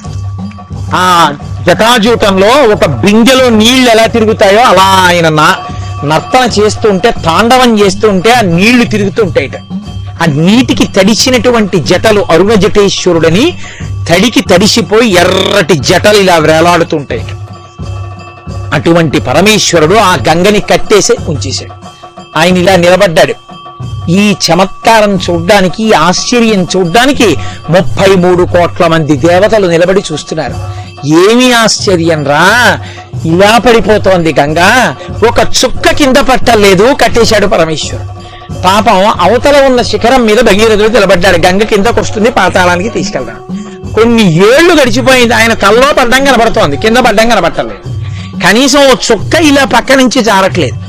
చూశాడు చూశాడు చూశాడు, అబ్బో ఆవిడ అహంకరించింది ఎలా ఉంది, ఈయన కట్టేశాడు, వీళ్ళిద్దరి పంతాలు బానే ఉన్నాయి, నేనిప్పుడు ఈ గంగని తీసుకెడతాను, ఎప్పుడు నా పితృదేవతలు తరిస్తారు, కాబట్టి నేనిప్పుడు వెళ్ళి మళ్ళీ పరమేశ్వరుణ్ణి ప్రార్థిస్తానన్నాడు. అందుకే భగీరథ ప్రయత్నం అంటారు. పట్టు విడిచిపెట్టకుండా మళ్ళీ వెళ్ళి శంకరుణ్ణి ప్రార్థించాడు. అయ్యా ఆవిడ అహంకరించింది బానే ఉంది, మధ్యలో నేనేమి దోషం చేశాను, నా పితృదేవతలు ఏం దోషం చేశారు, వాళ్ళు తరించాలి కదా, విడిచిపెట్టండి గంగనన్నాడు. పరమేశ్వరుడు అన్నాడు, తప్పకుండా విడిచిపెడతాను. ఒక్కసారి బోల్డన్ని నీళ్లతో ఉన్నటువంటి తొట్టె బద్దలైపోయింది అనుకోండి, ఎలా పడిపోతాయో నీళ్లు, అలా ఆయన దారులు ఇవ్వగానే జటల్లోంచి ఇన్ని సంవత్సరాల నుంచి ఉండిపోయిన గంగ ఒక్కసారి పడిపోయింది 7 పాయలకి. పడిపోవడంలో నలిని, హ్లాదిని, పాదిని అన్న 3 పాయలు వరవర వరవర వేగంతో తూర్పు దిక్కుగా వెళ్ళిపోయాయి. సుచక్షువు, సీత, సింధువు అనే 3 పేర్లు ఉన్నటువంటి పాయలు పశ్చిమ దిక్కుగా వెళ్ళిపోయాయి. ఒక్క పాయ మాత్రం యతో భగీరథో రాజా తతో గంగా యశస్విని జగామ చరిత శ్రేష్ఠ సర్వపాప ప్రణాశిని. అందరి పాపములు పోగొట్టగలిగినటువంటి గంగ ముందు భగీరథుడు రథం మీద వెళ్ళిపోతుంటే వెనకాతల గంగ వెళ్ళిపోతుంది. గగన శంకర స్థిత తతో ధరణిమాశ్రిత వ్యసర్పిత జలం తత్ర తీవ్ర శబ్ద పురస్కృతం. ఆకాశంలోంచి పెద్ద శబ్దం చేస్తూ గంగ ఆయన తల మీద పడి ఆయన శరీరం తడిసిపోతుండగా ఇటు 3 పాయలు ఇటు 3 పాయలు వెళ్ళిపోతూ 7వ పాయ ఆయన పాదాల నుంచి ఇలా వెళ్ళిపోతుంటే ముందు భగీరథుడు, వెనక గంగ, అందులోంచి పడిపోతున్న మొసళ్ళు, అందులోంచి పడిపోతున్నటువంటి కూర్మాలు, అందులోంచి పడిపోతున్న చేపలు మెరిసిపోతుంటే తత్ర దేవర్షి గంధర్వాహ వసుధా తలవాసిన భవాంగ పతితంతో యం పవిత్రమితి పస్పృశు. దాని కింద తల పెట్టలేక అయ్య బాబోయ్ దేవగంగ నేల మీద పడుతోంది, మన అదృష్టం రా, ఈ గంగలో స్నానం చేస్తే పాపాలు పోతాయని ఓహో లోకంలో ఉన్న వాళ్ళందరూ గంగలో స్నానం చేసి పాపాలు పోగొట్టుకుని ఊర్ధ్వలోకాలకు వెళ్ళిపోతున్నారు. ఊర్ధ్వలోకాల్లో ఉన్న వాళ్ళు మళ్ళీ స్థిర నివాసం కలగాలని చెప్పి గబగబా వచ్చి గంగలో మునిగేస్తున్నారు. ఓ పక్క దేవతలు, యక్షులు, గంధర్వులు, కిన్నెరులు, కింపురుషులు, అప్సరసలు అందరూ పైనుంచి కిందకి దిగొచ్చేశారు. అపురూపమైనటువంటి దృశ్యం, పైనుంచి పడుతున్న గంగ శివుడి శరీరానికి తగిలి జారిపోతోంది. ఆ ముందు భగీరథుడు, ఆయనతో పాయ వెళ్ళిపోతోంది. అందులో ఇన్ని జలచరములతో గంగ వెళ్ళిపోతుంటే పెద్ద శబ్దం, ఒక చోట వంకర తిరుగుతోంది, ఓ చోట పెద్ద శబ్దంతో నేల కొట్టుకుని పైకి లేస్తోంది, ఓ చోట తిన్నగా వెళ్ళిపోతోంది, ఒక చోట భూమి మీదకి వచ్చి ఆదిశేషుడు పడుకున్నాడా అన్నట్టుగా మెలికలి తిరుగుతూ వెళ్ళిపోతోంది, ఒక చోట నిశ్శబ్దంగా ఏమీ తెలియదల్లా నిశ్చలంగా ప్రవహిస్తోంది, ఒక్కొక్క చోట భూమి ఒడ్డుని ఒరుసుకుంటూ బద్దలు కొట్టుకుంటూ వెళ్ళిపోతోంది. ఇన్ని ధ్వనులు చేస్తూ ఇన్ని రకాల జలచరాలతో వెళ్ళిపోతుంటే పైనుంచి కింద పడిపోయే వాళ్ళు అందులో స్నానం చేసి పైకి వెళ్ళిపోతున్నారు. గబగబా ఎక్కడెక్కడి వాళ్ళు వచ్చి ఆ గంగలో స్నానం చేసి పాపాలు పోగొట్టుకుని పైకి వెళ్ళిపోతున్నారు. రంగతుంగ తరంగ సంఘములతో రంజిల్లు ఘోషంబుతో బంగారంబగు పొంగుతో నురగతో పువ్వాట తుంపర్లతో బంధుల్ సల్పుచు జంఘలించు తన భోభాగము నుండి జారం గంగమ్మను దల్చితే శరమునన్ రంజిల్లుతున్ శంకర. మహానుభావుడు పైనుంచి ఆ గంగరా పడిపోతుంటే ఆ నురగతో తుంపర్లతో ఆ గంగ ఇలా చిందిపోతుంటే ఆ గంగ తల మీద పడుతుంటే దాన్ని పట్టుకున్నటువంటి ఆ శంకరుని యొక్క స్వరూపం ఉందే అద్భుతం. ఈశ్వర అటువంటి నువ్వు నన్ను కాపాడు అంటారు. కాబట్టి ఆయన తడిసిపోతుంటే నీరు అలా వెళ్ళిపోతుంటే భగీరథుడు ఆ గంగని ఎంతో సంతోషంగా తీసుకెళ్లిపోతున్నాడు. ఇంత పెద్ద ప్రవాహము భగీరథుని యొక్క రథాన్ని అనుసరించి వెళ్ళిపోతుంటే తీరా అంత దూరం వెళ్ళేటప్పటికీ అక్కడ జహ్ను మహర్షి యజ్ఞం చేస్తున్నారు. ఆ యజ్ఞవాటాన్ని ముంచెత్తేటప్పటికి ఒక్కసారి యజ్ఞవాటం అంతా కొట్టుకుపోయింది. చూశారు మహర్షి, ఎంత అహంకారం, గంగా వచ్చి నా యజ్ఞవాటాన్ని ముంచెత్తుతావా అని ఒక్కసారి ఆచమనం చేశారు. ఇప్పటి వరకు ఆకాశంలోంచి పడుతూ అంత ఉద్ధృతితో ప్రవహించి వచ్చినట్లుగా కనపడిన గంగ పక్కన రథాల మీద దేవతలు, యక్షులు, గంధర్వులు, కిన్నెరులు, కింపురుషులు, అప్సరసలు ఓహో నాట్యం చేసుకుంటూ పాటలు పాడుకుంటూ ఇక మాకు గొడవ లేదు, గంగ వచ్చేసిందని సంతోషపడిపోయి పెడుతున్న వాళ్ళందరూ తెల్లబోయి ఆగిపోయారు. ఎక్కడా లేదు గంగ, ఇసుక పర్ర. అరే ఏమైపోయిందన్నారు జహ్ను మహర్షి. తాగేశాడు. చూశాడు భగీరథుడు, వెనకాల చప్పుడు లేదు. ఏమైపోయిందని చూశాడు, చుక్క గంగ లేదు. రథం దిగి ఏమైందని అడిగాడు. జహ్ను మహర్షి తాగేశారు, యజ్ఞవాటాన్ని ముంచెత్తిందన్నాడు. అప్పుడు మళ్ళీ వెళ్ళి ఆయన యొక్క కాళ్ళ మీద పడి, మహానుభావ, నా పితరులు ఎప్పుడో పడిపోయారు, దాహంతో అల్లాడుతున్నారు, ఊర్ధ్వలోకవాసం లేదు, వాళ్ళని తరింప చేయడానికి తెచ్చుకున్నాను గంగని, నా ఎందు దయతో విడిచిపెట్టవా, అది ప్రవాహం కాబట్టి దానికి ఉన్న లక్షణం ముంచెత్తింది, వదిలిపెట్టమన్నాడు. అయ్యో ఇంత బాధపడ్డావా, సరే ఇంత ప్రయత్నం చేశానంటున్నావు కాబట్టి నీ మీద ప్రేమతో వదిలేస్తున్నానన్నాడు. తస్మాజ్జహ్నుసుతా గంగా ప్రోచ్యతే జాహ్నవీతి చ జగామచ పునర్గంగా భగీరథ రథానుగా. నా కుడి చెవిలోంచి వదిలిపెట్టేస్తున్నానని తాగేసిన గంగనంతటినీ కుడి చెవిలోంచి వదిలేశాడు. ఇప్పుడు ఆయన తాగిన గంగ ఆయన కుడి చెవిలోంచి పైకొచ్చింది. జహ్ను మహర్షి శరీరంలోంచి పైకొచ్చింది కాబట్టి ఆయన కూతురై జాహ్నవి అని పేరు పెట్టుకుంది. ఒక పక్క పరమశివుడి మీద వచ్చిన ప్రవాహం వస్తుంటే, ఒక పక్క ఈయన కుడి చెవిలోంచి ప్రవాహం వస్తే, మళ్ళీ గంగ అంతా మళ్ళీ భగీరథుడి వెనకాతల రథం వెనకాల మళ్ళీ బయలుదేరి అత్యంత వేగంగా వెళ్ళి పాతాళలోకంలోకి వెళ్ళి, పాతాళలోకంలో ఎక్కడ సగర చక్రవర్తి యొక్క కుమారులైన 60,000 మంది సగరులు కపిల మహర్షి యొక్క క్రోధాగ్ని జ్వాలలకి భస్మ రాసులై పడున్నారో ఆ భస్మ రాసులను ముంచెత్తింది. అంతే, ఆ బూది కలిసిందంతే. కలిసి కలవగానే వాళ్ళ దాహం తీరిపోయి వాళ్ళు స్వర్గలోకానికి వెళ్ళిపోయారు. వెంటనే చతుర్ముఖ బ్రహ్మగారు హంసవాహనం ఎక్కి వచ్చాడు. వచ్చి అన్నాడు, మహానుభావ, ఒక్క మనుష్యుడివి, హే రాజన్ భగీరథ, ఇంత కష్టపడి ఆకాశంలోంచి గంగమ్మని భూమి మీదకి దింపావు. నీ ప్రయత్నం చేత ఆశ్చర్యకరమైన సంఘటన ఒకటి జరిగింది. బ్రహ్మగారి కమండలంలో ఉండే గంగ, విష్ణు పాదోద్భవి అయి హిమవంతుని పెద్ద కుమార్తె అయిన గంగ, పరమశివుని యొక్క శరీరానికి తడిసిన గంగ భూమండలం మీద ప్రవహించింది. లేకపోతే ఈ భూమి మీద పాపాలను పోగొట్టగలిగిన గంగ లేదు, ప్రవాహం లేదు. నీ వలన వచ్చింది కాబట్టి ఇక నుంచి ఈ గంగకి భాగీరథి అని పేరు. నీ పేరు మీద పెడుతున్నాను. ఎప్పుడైనా ఎక్కడైనా భాగీరథి అని ఈ చరిత్ర చెప్పుకుంటే గంగమ్మ పొంగిపోతుంది విని, నా అవతరణాన్ని ఇవాళ చెప్పుకున్నారు అని. కాబట్టి ఒకానొకనాడు మహానుభావుడైనటువంటి శ్రీ మహావిష్ణువు పాదములను బ్రహ్మగారు కడిగారు తన కమండల జలాలతో. వామనమూర్తియ అవతార స్వీకారం శ్రీ మహావిష్ణువు చేసి తన పాదాన్ని పెంచి ఈ పైన ఉన్న లోకాలన్నీ కొలిచేస్తుంటే, అప్పుడు ఇంతంతైవటుడింతయై బరుయుతానింతయ్య భోవీధిపై అంతై తోయద మండలగ్రమణ కల్లంతై ప్రభారాశిపై అంతై చంద్రుడకంతయై ధ్రువుడిపై అంతై మహర్వాటిపై అంతై సత్య పదోన్నతుండగుచు బ్రహ్మాండాంత సంవర్ధియై రవిబింబంబుపమింప పత్రమగు ఛత్రంబై శిరోరత్నమై శ్రవణాలంకృతియై గళాభరణమై సవర్ణ కేయూరమై చివిమత్ కంకణమై కటిస్థలి బుధంచద్ఘంటయై నూపుర ప్రవరంబై పదపీఠమై వటుడుతా బ్రహ్మాండము నిండుచోన్నంటారు పోతన గారు. అంత పెరిగిపోతుంటే వామనమూర్తి ఆయన పాదం ఇలా పైకి వెళ్లి కొలిచేస్తుంటే లోకాలన్నిటినీ దేవతలందరూ గబగబగా పరిగెత్తుకొచ్చారు. శ్రీ మహావిష్ణువు యొక్క పాదం వస్తోందని, ఆయన పాదం పైకొస్తోందని తెలుసుకుని సత్యలోకంలో బ్రహ్మగారు ధ్యానంలో ఉలిక్కిపడి ఏమిరా చప్పుడు అన్నాడు. అయ్యా, మీ నాన్నగారి పాదం పైన వస్తోందండి అన్నారు. నాన్నగారి పాదం వస్తోందంటే నాన్నగారు వస్తున్నారు, కొడుకు ఏం చేయాలి? గబగబా చెబ్బు పట్టుకుని వెళ్ళి నీ కాళ్ళు కడగాలి తండ్రికి. అయ్య బాబోయ్, మా నాన్నగారు వస్తున్నారా అని బ్రహ్మగారు గబగబా కమండలం పట్టుకుని పైకి వచ్చాడు. బ్రాహ్మణుడు ఎక్కడికన్నా వెడితే కమండలం పట్టుకుని వెళ్ళాలి. భోజనానికి వెడితే చేతులు ఊపుకుంటూ వెళ్ళకూడదు, బ్రాహ్మణుడు చేతిలో జలపాత్ర పట్టుకుని వెళ్ళాలి. అందుకని బ్రహ్మగారు బ్రాహ్మణుడు కాబట్టి ఆయన లోకానికి ధర్మం నేర్పాడు. కమండలం పట్టుకుని పైకి వచ్చాడు. పైకి వచ్చేటప్పటికి తండ్రి గారి పాదం వస్తోంది. చూశాడు. ఓ నన్ను కన్న తండ్రి శ్రీమన్నారాయణుడు మా నాన్నగారి పాదం చూశాడు.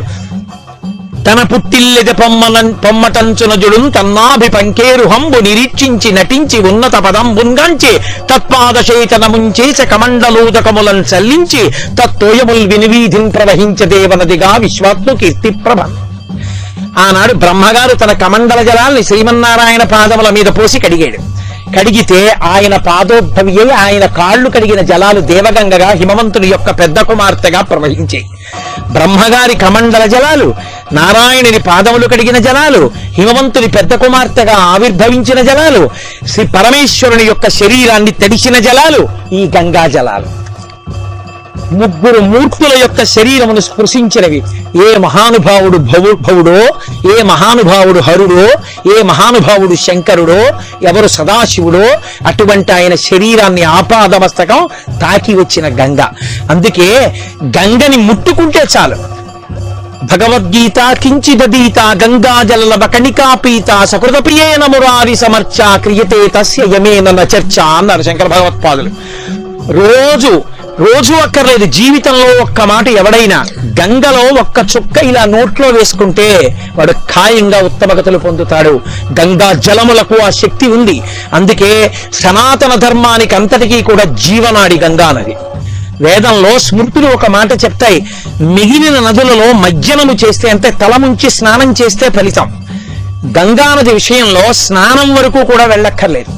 స్నానానికి కూడా రాలేకపోతున్నానే అన్న ఆర్తి ఉన్నవాడు గంగా నది గంగా నది గంగా నది అన్నాడు అనుకోండి, వాడికి గంగా నది స్నాన ఫలితం వేసేస్తాడు.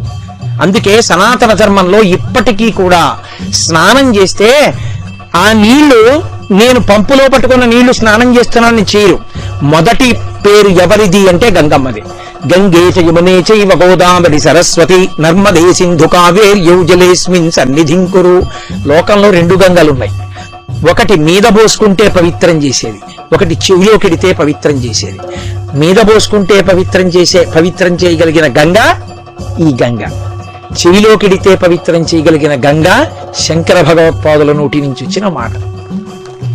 అది గంగ, ఇది గంగ. కాబట్టి మహానుభావుడైనటువంటి ఆ పరమేశ్వరుడి శరీరానికి తాకి వచ్చిన గంగ. అందుకే మహానుభావుడు బ్రహ్మగారు అన్నారు, ఈ గంగావతరణం ఉందే, ఈ గంగావతరణం చెప్పుకుంటే చాలు. ఇదమాఖ్యానమవ్యగ్రో గంగావతరణం శుభం. ఎక్కడైనా సరే కూర్చుని గంగావతరణాన్ని వింటే, ఇక గంగ ఒడ్డునే వింటే, గంగని చూస్తూ వింటే, కాశీపట్టణంలో వింటే ఇక దానికి ఫలితం ఎవడు చెప్పగలడు?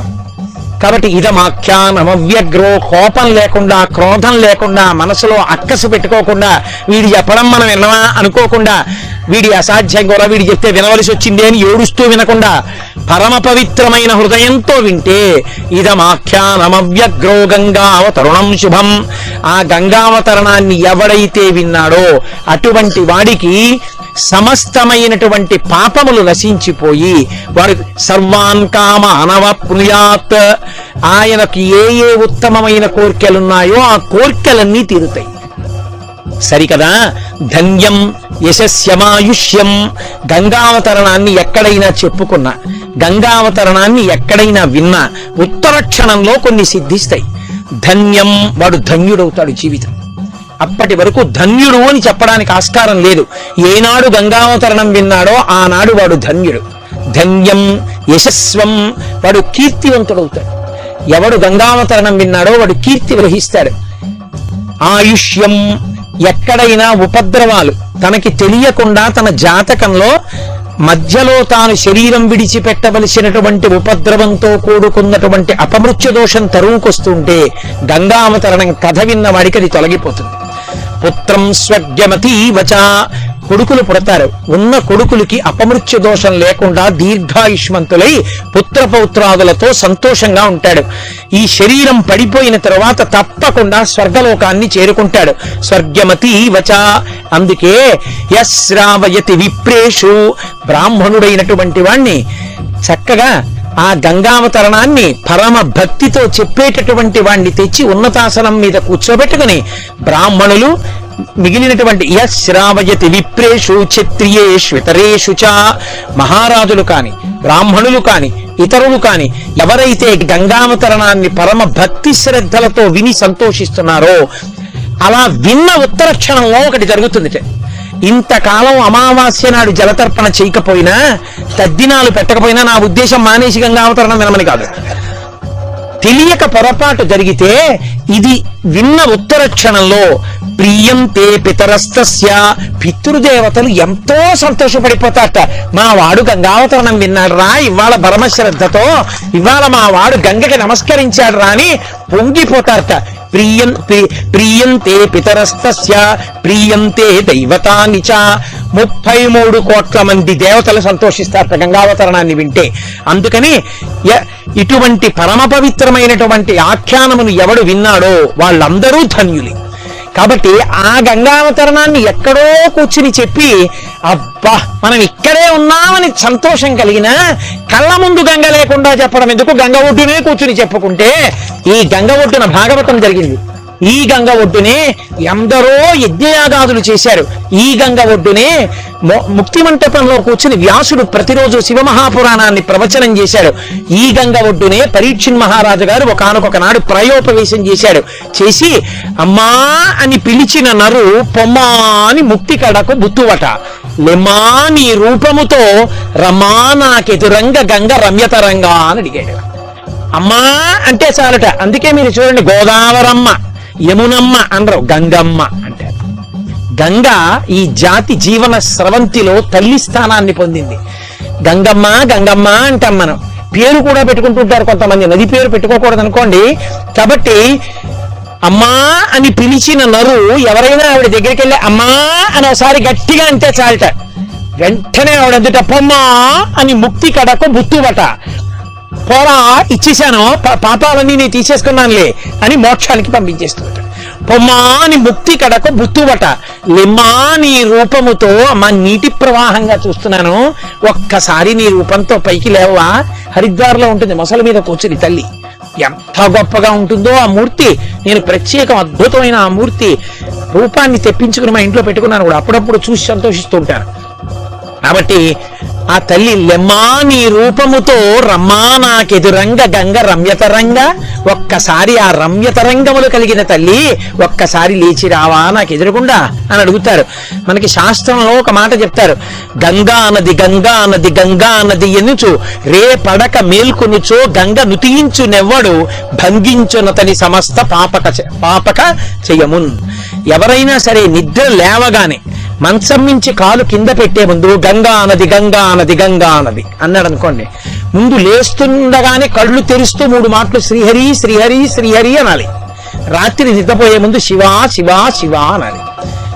నిద్ర లేచి కాలు కింద పెట్టే ముందు గంగానది గంగానది గంగానది అన్నాడు అనుకోండి నోటితో, వాడు లేచి తిరుగుతూ అప్పుడప్పుడు గంగా గంగా గంగా అంటున్నాడు అనుకోండి, అలా గంగా నది గంగా నది గంగా నది ఎనుచు రే పడక మేల్కొనుచో గంగను తీయించునేవాడు. ఎవడు ఆ గంగని ఓసారి తలుచుకుంటూ ఉంటాడో, అంటే మనసులో ప్రేమ చేత గంగానది గంగానది గంగానది అంటాడో, నేను ఇవాళ నిద్ర చేస్తూ శ్రీహరి శ్రీహరి శ్రీహరి అంటాను. రోజు అలవాటు ఎప్పటి నుంచో నాకు. 3 మాటలు అని దిగి భూమికి నమస్కారం చేస్తాను, కిందపడి మా గురువు గారికి నమస్కారం చేసి అప్పుడు ఇతర పనులు. అందుకని లేచి మా గురువు గారికి నమస్కారం చేస్తూ కాశీ కాశీ కాశీ అన్నాను. విశ్వనాథ విశ్వనాథ విశ్వనాథ అని. కాశీలో ఉన్నాను కదా గుర్తొచ్చి పొంగు, కాశీ కాశీ కాశీ విశ్వనాథ విశ్వనాథ విశ్వనాథ అన్నాను. అంటే మా ఆవిడ వెనక నుంచి వచ్చి గంగా నది గంగా నది గంగా నది.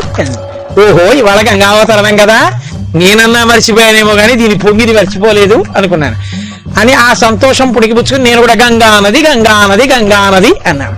మర్చిపోయావేమో, నిన్న చేసాం స్నానం, మణికర్ణిక మణికర్ణిక మణికర్ణిక అంది, నేను మళ్ళీ మణికర్ణిక మణికర్ణిక మణికర్ణిక అన్నాను. అందుకని గంగా నది గంగా నది గంగా నది ఎనుచు రేపడక మేల్కొనుచో, రాత్రి పడుకోబోయే ముందు ఒక్కసారి గంగా నది గంగా నది గంగా నది గంగమ్మ గంగమ్మ గంగమ్మ అని ఒకసారి ఆ ప్రవాహాన్ని గుర్తు తెచ్చుకుని నిద్ర లేచేటప్పుడు మళ్ళీ గంగమ్మ గంగమ్మ గంగమ్మ అని ఎవడంటూ ఉంటాడో అటువంటి వాడు తెలియక వాడి వలన మహాపాతకము జరిగినా నశించిపోతుంది. గంగని స్మరించినంత మాత్రం చేత అంత శక్తి. అందుకే గంగ స్నానం ఎక్కడో ఉండి పరమ పవిత్రంగా గంగని ఎప్పుడు ఎవడు భావన చేస్తూ ఉంటాడో, గంగమ్మ మూర్తిని పెట్టుకుని చూసి మురిసిపోతూ ఉంటాడో, గంగని తలుచుకుని ఎప్పుడు స్నానం చేస్తానా అని అనుకుంటుంటాడో వాడికి ఆ క్షణంలోనే గంగా స్నాన ఫలితం వేసేస్తారు. అంత గొప్ప నది, మొత్తం నదుల మీద గంగ ఒక్కతే. అందుకే గంగా నదికి త్రిపథగా అని పేరు. 3 లోకములలో ప్రవహించిన ఏకైక నది గంగా నది. స్వర్గలోకంలో ప్రవహిస్తుంది, భూలోకంలో ప్రవహిస్తుంది, పాతాళంలో సగరుల యొక్క బూది కుప్పల్ని ముంచెత్తింది. 3 లోకముల యందు ప్రవహించింది కాబట్టి త్రిపథగా అని పేరు. ఇంత గొప్ప గంగానది కాశీపట్టణం దగ్గరికి వచ్చేటప్పటికి ఒక చమత్కారం చేస్తుంది. కాశీపట్టణానికి అంతటికీ ఒక మణిహారం వేసుకున్నట్టుగా సాలంకృత గంగయా, కాశీపట్టణం కాశీధన్యతమా విముక్తి నగరి సాలంకృత గంగయా, కాశీపట్టణం మెళ్ళలో వేసుకున్న హారంలా మెరుస్తుంటుంది. అటువంటి గంగ ఆవిడ వైభవం ఏమిటంటే, బతికున్న నాళ్ళు ఎన్ని తప్పులు చేసిన వాడైనా శవానికి గంగ స్పర్శ తగిలినా చాలు అన్నాడు. వాడు బతికుండగా చేయలేదు, శవానికి గంగ స్పర్శ తగిలింది, వెంటనే వాడి జీవుణ్ణి ఉద్ధరిస్తాడు. ఆ ఏ జీవుడు ఆ శరీరంలోంచి వెళ్ళాడో ఆ జీవుణ్ణి ఉద్ధరిస్తాడు. శరీరం విడిచిపెట్టిన తర్వాత కొడుకేమైనా చెయ్యాలి తప్ప ఇక ఆ శరీరానికి తగిలితే ఉద్ధరణ ఎక్కడా లేదు, ఒక్క గంగకే ఉంది. గంగమ్మ గంగమ్మే శాస్త్రంలో. అందుకే గంగానదికి స్వయంగా ఒక శక్తి ఉంది, తనంత తాను. శ్రీమన్నారాయణమూర్తికి ఏ శక్తి ఉందో గంగానదికి ఆ శక్తి ఉంది. అందుకే అత్యంత వినయంతో నేను త్రికరణ శుద్ధిగా నిన్ను అడుగుతున్నానమ్మా అని అడగాలి. అందుకే గంగలో స్నానం చేసే ముందు తప్పకుండా శ్లోకం చెప్పి నమస్కారం చెయ్యండి అంటారు పెద్దలు. గంగ దగ్గరికి వచ్చినప్పుడు ఇలా పెట్టి తలకి ఇలా తగలకుండా ఇలా తల మీదకి ఎత్తి చేతులు పట్టుకుని గంగమ్మ వంక చూసి చెప్తారు. మొన్న మనం గంగా స్నానం చేసినప్పుడు చెప్పాం, గంగాజాహ్నవి విశంభు సంగమిళితే మౌళౌ నిధాయాంజలిం. అమ్మా, నా తల మీద చేతులు పెట్టి నమస్కరిస్తూ నిన్ను అడుగుతున్నాను. నిజమే, జీవితంలో ఎన్నో దోషాలు చేశాను, ఇప్పుడు నీ వైభవం ఏమిటో నాకు అర్థమైంది. అమ్మా, నీ అనుగ్రహంతోనే వచ్చాను. నీ ఒడ్డున నిలబడి నిన్నొక్క ప్రార్థన చేస్తున్నాను. ఏమిటో తెలుసా అమ్మా? నీ తత్తీరే వపుషోవసాన సమయే నారాయణంఘ్రిద్వయం. నాకు అదృష్టం ఉందా? ఎప్పటికైనా నా ప్రాణం పోయే ముందు నేను మళ్ళీ నీ తీరంలోనే కూర్చుని ఉండాలి. నీ తీరంలో కూర్చుని నీ వంక చూస్తూ శ్రీమన్నారాయణుని యొక్క పాదపద్మములు నా తల మీద పెట్టుకుని ఉన్నట్టుగా నేను భావన చెయ్యాలి. నారాయణాంఘ్రిద్వయం సానందం స్మరతో భవిష్యతి మమ ప్రాణ ప్రయాణోత్సవే. నా ప్రాణములు శరీరమును విడిచిపెట్టి పైకి లేచిపోతుంటే నేను దాన్ని ఉత్సవంగా ఎంతో సంతోషంగా, అమ్మయ్యా చేరిపోతున్నాను, గంగ నా ఎదురుగుండా ఉంది, నన్ను ఎందుకు దరితేచ్చదని అమ్మా నీ వంక చూస్తూ శ్రీమన్నారాయణది పాదపద్మములు తల మీద పెట్టుకుని భూయాద్భక్తిరవిచ్యుతా హరిహరద్వైతాత్మికా శాశ్వతి. శివకేశవుల మధ్య భేదము నా జీవితంలో ఒక్క క్షణం కూడా ఉండకూడదు.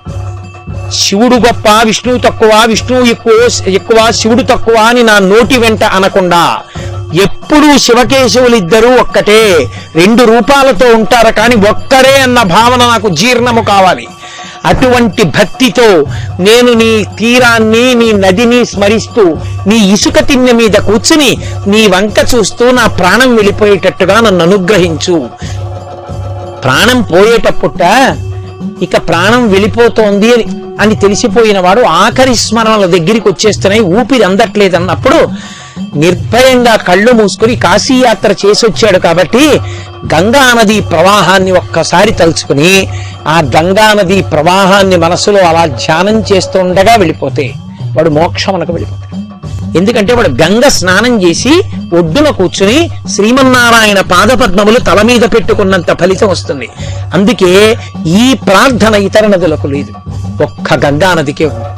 అంత గొప్ప గంగ. అటువంటి గంగ ఒడ్డున ఇవాళ ఈ ఇసుక తిన్నె మీద కూర్చుని ఇంతమంది ఇన్ని చేశారు. హరిశ్చంద్రుడు మహానుభావుడు ఇక్కడే, ముత్తుస్వామి దీక్షితారు ఇక్కడే. మీకు ఎక్కడో నేను ఆ విశేషాలన్నీ చెప్తాను, మళ్ళీ చీకటి పడితే ఇబ్బంది పడతాం కాబట్టి. అటువంటి గంగావతరణం ఈ ఇసుక తిన్న మీద కూర్చుని గంగావతరణం చెప్పాలి. మీ అందరూ కూడా గంగ ప్రవాహం వంక చూస్తూ మురిసిపోవాలి. అయిపోగానే ఒక్కసారి ఆ గంగ నీళ్లు ముట్టుకుని మీరు సంతోషపడాలి అని మనసులో భావన చేసి మా గోపాలకృష్ణ గారికి చెప్తే అనితర సాధ్యమైన రీతిలో ఇన్ని ఏర్పాట్లు చేసి మహానుభావుడు ఇంతమందిని తరింపతీశారు. మా గోపాలకృష్ణ గారికి సర్వకాలముల యందు శివానుగ్రహము ప్రసరించుగాక అని ఆయనకి హరిప్రసాద్ గారికి నా ఆశీర్వచనాన్ని ఆవిష్కరిస్తూ శంకర భగవత్పాదులు గంగా నది మీద అద్భుతమైన అష్టకాన్ని ఇచ్చారు. గంగ ఒడ్డున కూర్చుని ఆ గంగా అష్టకం చేసుకోవాలి. అసలు ఇంట్లో కూర్చుని ఆ గంగని ప్రార్థిస్తారు.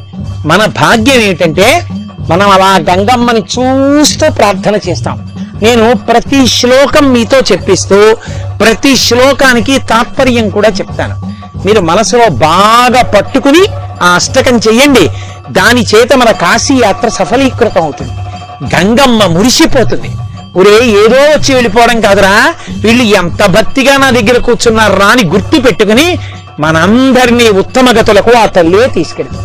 కాబట్టి నేను చెప్తాను, మీ అందరూ కూడా చక్కగా చెప్పండి.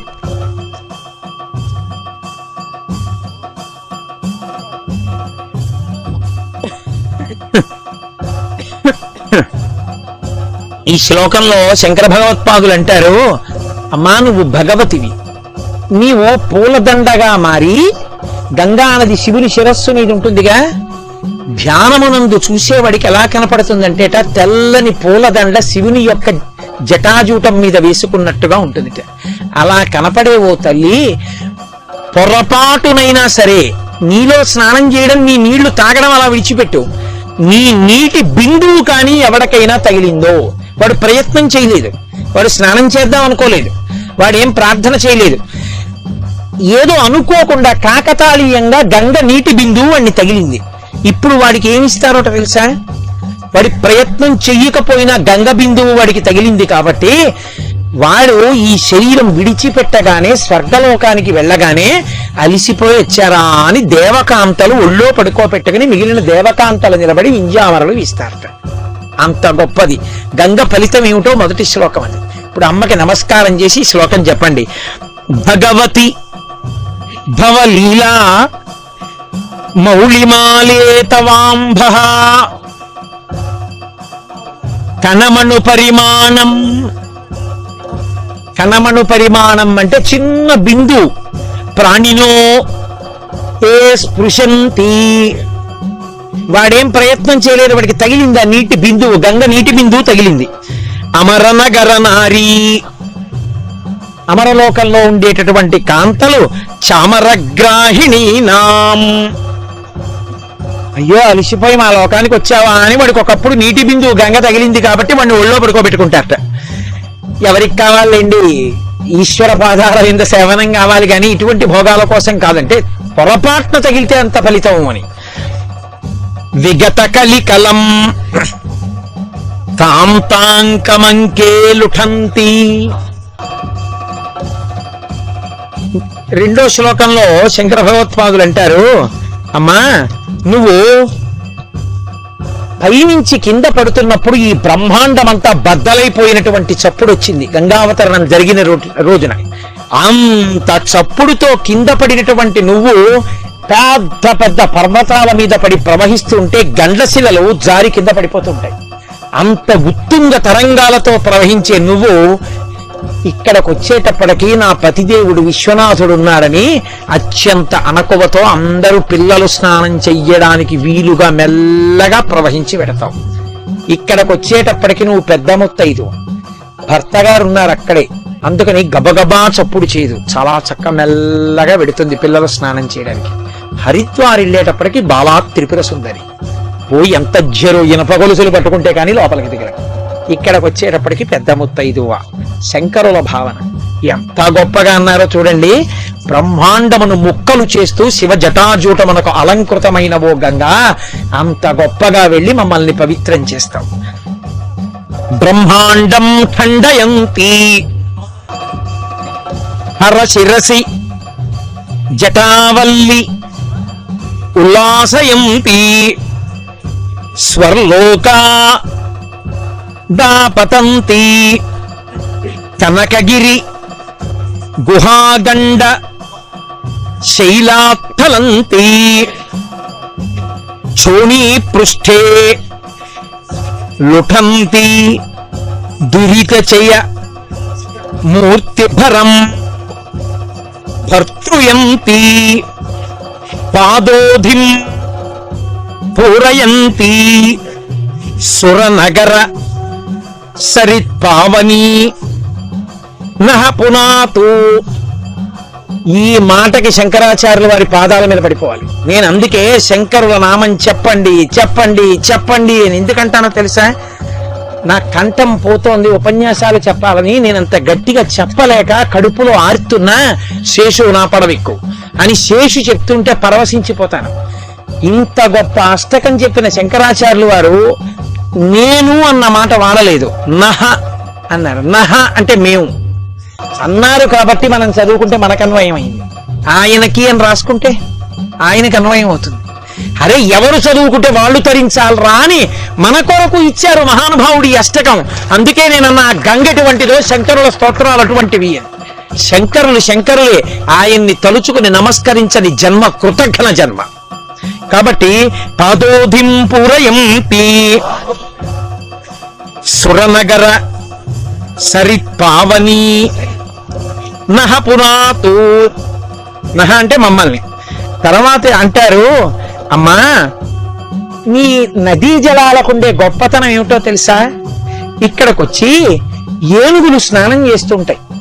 ఏనుగులు స్నానం చేస్తే ఏనుగుల కుంభస్థలాల మీద ఉండేటటువంటి మదజలములు నీ నీటిలో ప్రవేశిస్తాయి. వాటి కోసమని తుమ్మెదలు తిరుగుతూ ఉంటాయి. సద్బ్రాహ్మణులు నీ ఒడ్డున కూర్చుని జపం చేసుకుని సంధ్యావందనాది కార్యక్రమాలు చేసి జలాలు విడిచిపెడతారు. మంత్రపూరితమైనటువంటి పరమ పవిత్రమైన జలాలు. నిరంతరము భగవదుపాసన చేసేటటువంటి వ్యక్తులు వచ్చి నీలో మునుగుతారు. మునిగినప్పుడు వాళ్ళ శరీరంలో ఉండే తేజస్సు నీలోకి ప్రవేశిస్తుంది. ఆ నీరు వాలుగా వచ్చి కింద ఉన్న వాళ్ళ మించి వెడుతుంది. ఒక పరమాచార్య స్వామి వచ్చి గంగలో స్నానం చేస్తుంటే ఆ పక్కన మనం చేశామనుకోండి, ఆయన శరీరం మించి గంగ మీ మీదకు వస్తుంది. ఎంత భాగ్యం! అందుకే మహాత్ములు స్నానం చేసినప్పుడు వారి ఒంటి మీద వారి ఒండ్లు తడుస్తూ ఆ నదీ జలాలు నీ మించి వెడుతుంటాయి. ఆ జలాలలో మేము తడుస్తాం. ఏకకాల స్నానం. అందుకే గురువు సంప్రదాయ శిష్యులతో కలిసి చేస్తారు స్నానం. అందుకే నేను కొంతమందిని నా దగ్గర ఉపదేశం తీసుకున్న వాళ్ళందరినీ చేతులు పట్టుకుని వాళ్ళతో కలిసి ములిగాను. కారణం అందుకే గంగలో అలా ములుగుతారు గురు శిష్యులు. కాబట్టి అమ్మా అలా ప్రవహిస్తూ మా పాపాలనన్నింటినీ నాశనం చేస్తూ సముద్రంలో కలిసే ఓ గంగా నీకు నమస్కారం. ఇప్పుడు చెప్పండి, మజ్జన్మాంతగా కుంభచ్యుత మద మదిరామోద మత్తాలిజాలం స్నానైః సిద్ధాంగనానాం కుచయుగ విగలత్కుంకుమా సంగపింగం. మహాపతివ్రతలై ఎప్పుడూ భర్త యొక్క అభ్యున్నతిని దృష్టిలో పెట్టుకునేటటువంటి స్త్రీలు వచ్చి నీలో మునుగుతారు. మహాత్ములెంతో మహాపతివ్రతలంతే. వారు మునిగినప్పుడు వారు భర్తని సంతోష పెట్టడానికి ముందు రోజు వారు స్తనాగ్రముల మీద అలదుకున్నటువంటి కుంకుమ నీ నీటిలో కరుగుతుంది. అంతటి మహాపతివ్రతల యొక్క స్తనములు మాకు మాతృసూచకములు. వాళ్ళు మాకు తల్లులు. మా తల్లులు అనడానికి సూచనలైన ఆ స్తనాగ్రముల యందలి కుంకుమ మా తలల మించి వెడుతుంది. అమ్మా మమ్మల్ని అలా పునీతం చేస్తున్నావు. శంకరులు ఏం మాట్లాడినా ఎంత పవిత్రంగా ఉంటుందో చూడండి. సాయం ప్రాతర్మునీనాం కుశకుసుమచయై చెన్న తీరస్థ నీరం తాయాన్నో గంగామంబః కరికరమకరా క్రాంతరం హస్తరంగం. మహామునులు సాయంకాలం పూజ చేస్తూ దర్భలు పువ్వులు మొదలైనవి నీలో వేస్తారు. వాళ్ళ చేతులతో భక్తితో పూజ చేసినవన్నీ అందులో కలిసి వెడుతూ మా మీదగా వెడతాయి. అటువంటి స్నానానికి మాకు అవకాశం ఇస్తున్నావు. అమ్మా నువ్వెవరో తెలుసా? బ్రహ్మగారి కమండలంలో నీరు. నువ్వెవరో తెలుసా? విష్ణుపాదములు కడిగిన తల్లి. నువ్వెవరో తెలుసా? పరమేశ్వరుడి శరీరాన్ని తడిపిన తల్లివి, ముగ్గురు మూర్తులతో సంబంధం ఉన్న నీలో నేను మునుగుతున్నాను. అమ్మా నీకు నమస్కారం. చెప్పండి. ఆదావాది పితామహస్య నియమ వ్యాపార పాత్రే జలం పశ్చాత్ పన్నగశాయినో భగవతః పాదోదకం పావనం భూయః శంభుజటా విభూషణ మణిర్జహ్నోర్మ హర్షేరియం కన్యా కల్మషనాశిని భగవతి భాగీరథి పాతు మమ్ము రక్షించు. చూసారా మళ్ళీ శంకర్లు, అది ఆయన అనుగ్రహం అంటే అని అంటారు. అమ్మా, శేషుడి యొక్క శరీరం పడుకుని ఉండి కదులుతుంటే ఎలా ఉంటుందో చూడాలి అనుకుంటే భూమండలం మీద అలా చూడడం, శేషుడు పాకుతుండగా చూడడం కుదరదు. ఒక్కని ప్రవాహాన్ని చూస్తే తెలుస్తుంది. శేషుడు ఎలా కదులుతాడో అలా కదులుతాం. ప్రవహించి వెళ్ళిపోతూ ఎక్కడెక్కడెవరు నీలో మునిగారో వాళ్ళ పాపాలన్నీ తీసేస్తాం. అటువంటి తల్లి నీకు నమస్కారం. చెప్పండి. శైలేంద్రాదవతారణి నిజ జలే మజ్జనోత్తారిణి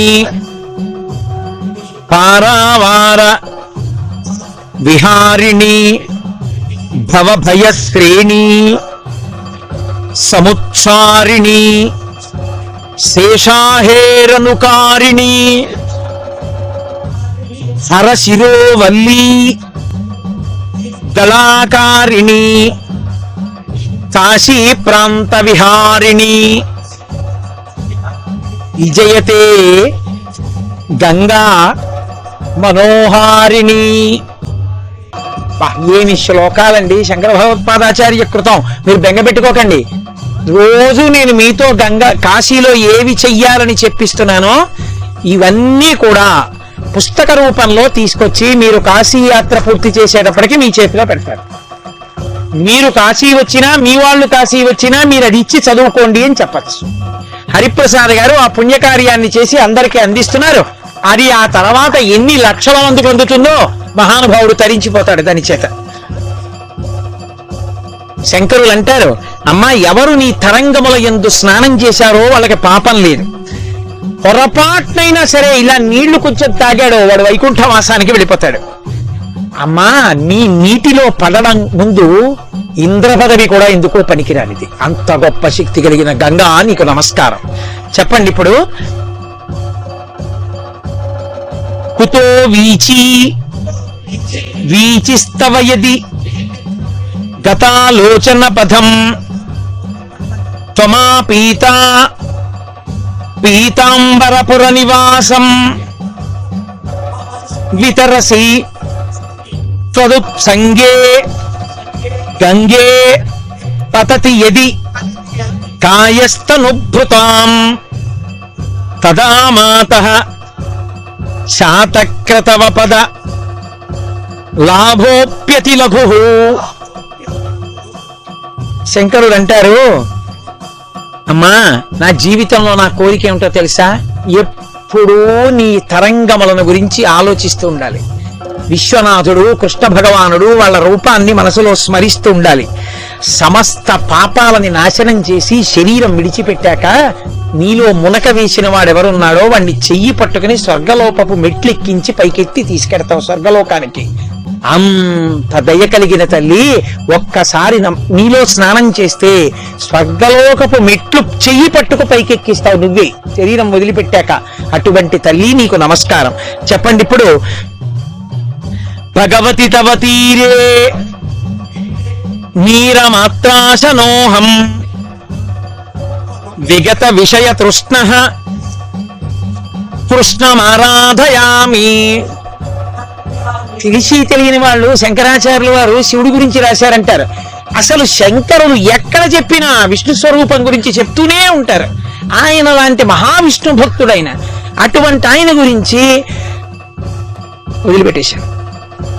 సకల కలుషభంగే స్వర్గ సోపాన సంగే తరళ తరంగే దేవి గంగే ప్రసీద. అది శాంకర వాంగ్మయానికి ఉన్న గొప్పతనం. ఎక్కడ తరంగం ఉందో మాట అలా ఉంటుంది. తరళ తరంగే అంటే తరంగంలాగే ఉంటుంది. మహానుభావుడు. అబ్బో ఇంకా ఏం చెప్పను శంకరుల గురించి, అలా అంటూ ఉండడమే. నేను అలా తెలుస్తూనే ఉంటాను. ఏమో నా అంత్యకాలంలో నా ఆఖరి ఊపిరి విడిచిపెట్టేటప్పుడు ఇలా నాకు కనపడి నేను వెళ్ళిపోగలిగితే అంతకన్నా భాగ్యమే ఉంది. తల్లి గంగా జ్ఞాపకం పెట్టుకో. కాబట్టి అదే ఈ శ్లోకంలో మనం అడుగుతాం. మాతా జాహ్నవి శంభు సంగమిళితే మౌళౌ నిధాయాంజలిం త్వత్తీరే వపుషోవసాన సమయే నారాయణాంఘ్రిద్వయం సానందం స్మరతో భవిష్యతి మమ ప్రాణ ప్రయాణోత్సవే భూయాత్ భక్తి రవిచ్యుత హరిహర ద్వైతాత్మిక శాశ్వతీ గంగాష్టకమిదం పుణ్యం ఎప్పటేత్ ప్రయతో నరః సర్వపాప వినిర్ముక్తో విష్ణులోకం సగచ్చతి. ఈ గంగాష్టకాన్ని ఎవరు చదువుతున్నారో వాళ్ళందరూ విష్ణులోకాన్ని చేరుకుంటున్నారు. శంకరులు మనకి అభయం ఇచ్చారు. ఇక గంగ ఒడ్డునే కూర్చుని ఈ అష్టకాన్ని చదివి గంగావతరణం విని ధరించని వాడు ఎవరుంటాడు? ఇక మనందరం తరించినట్టే.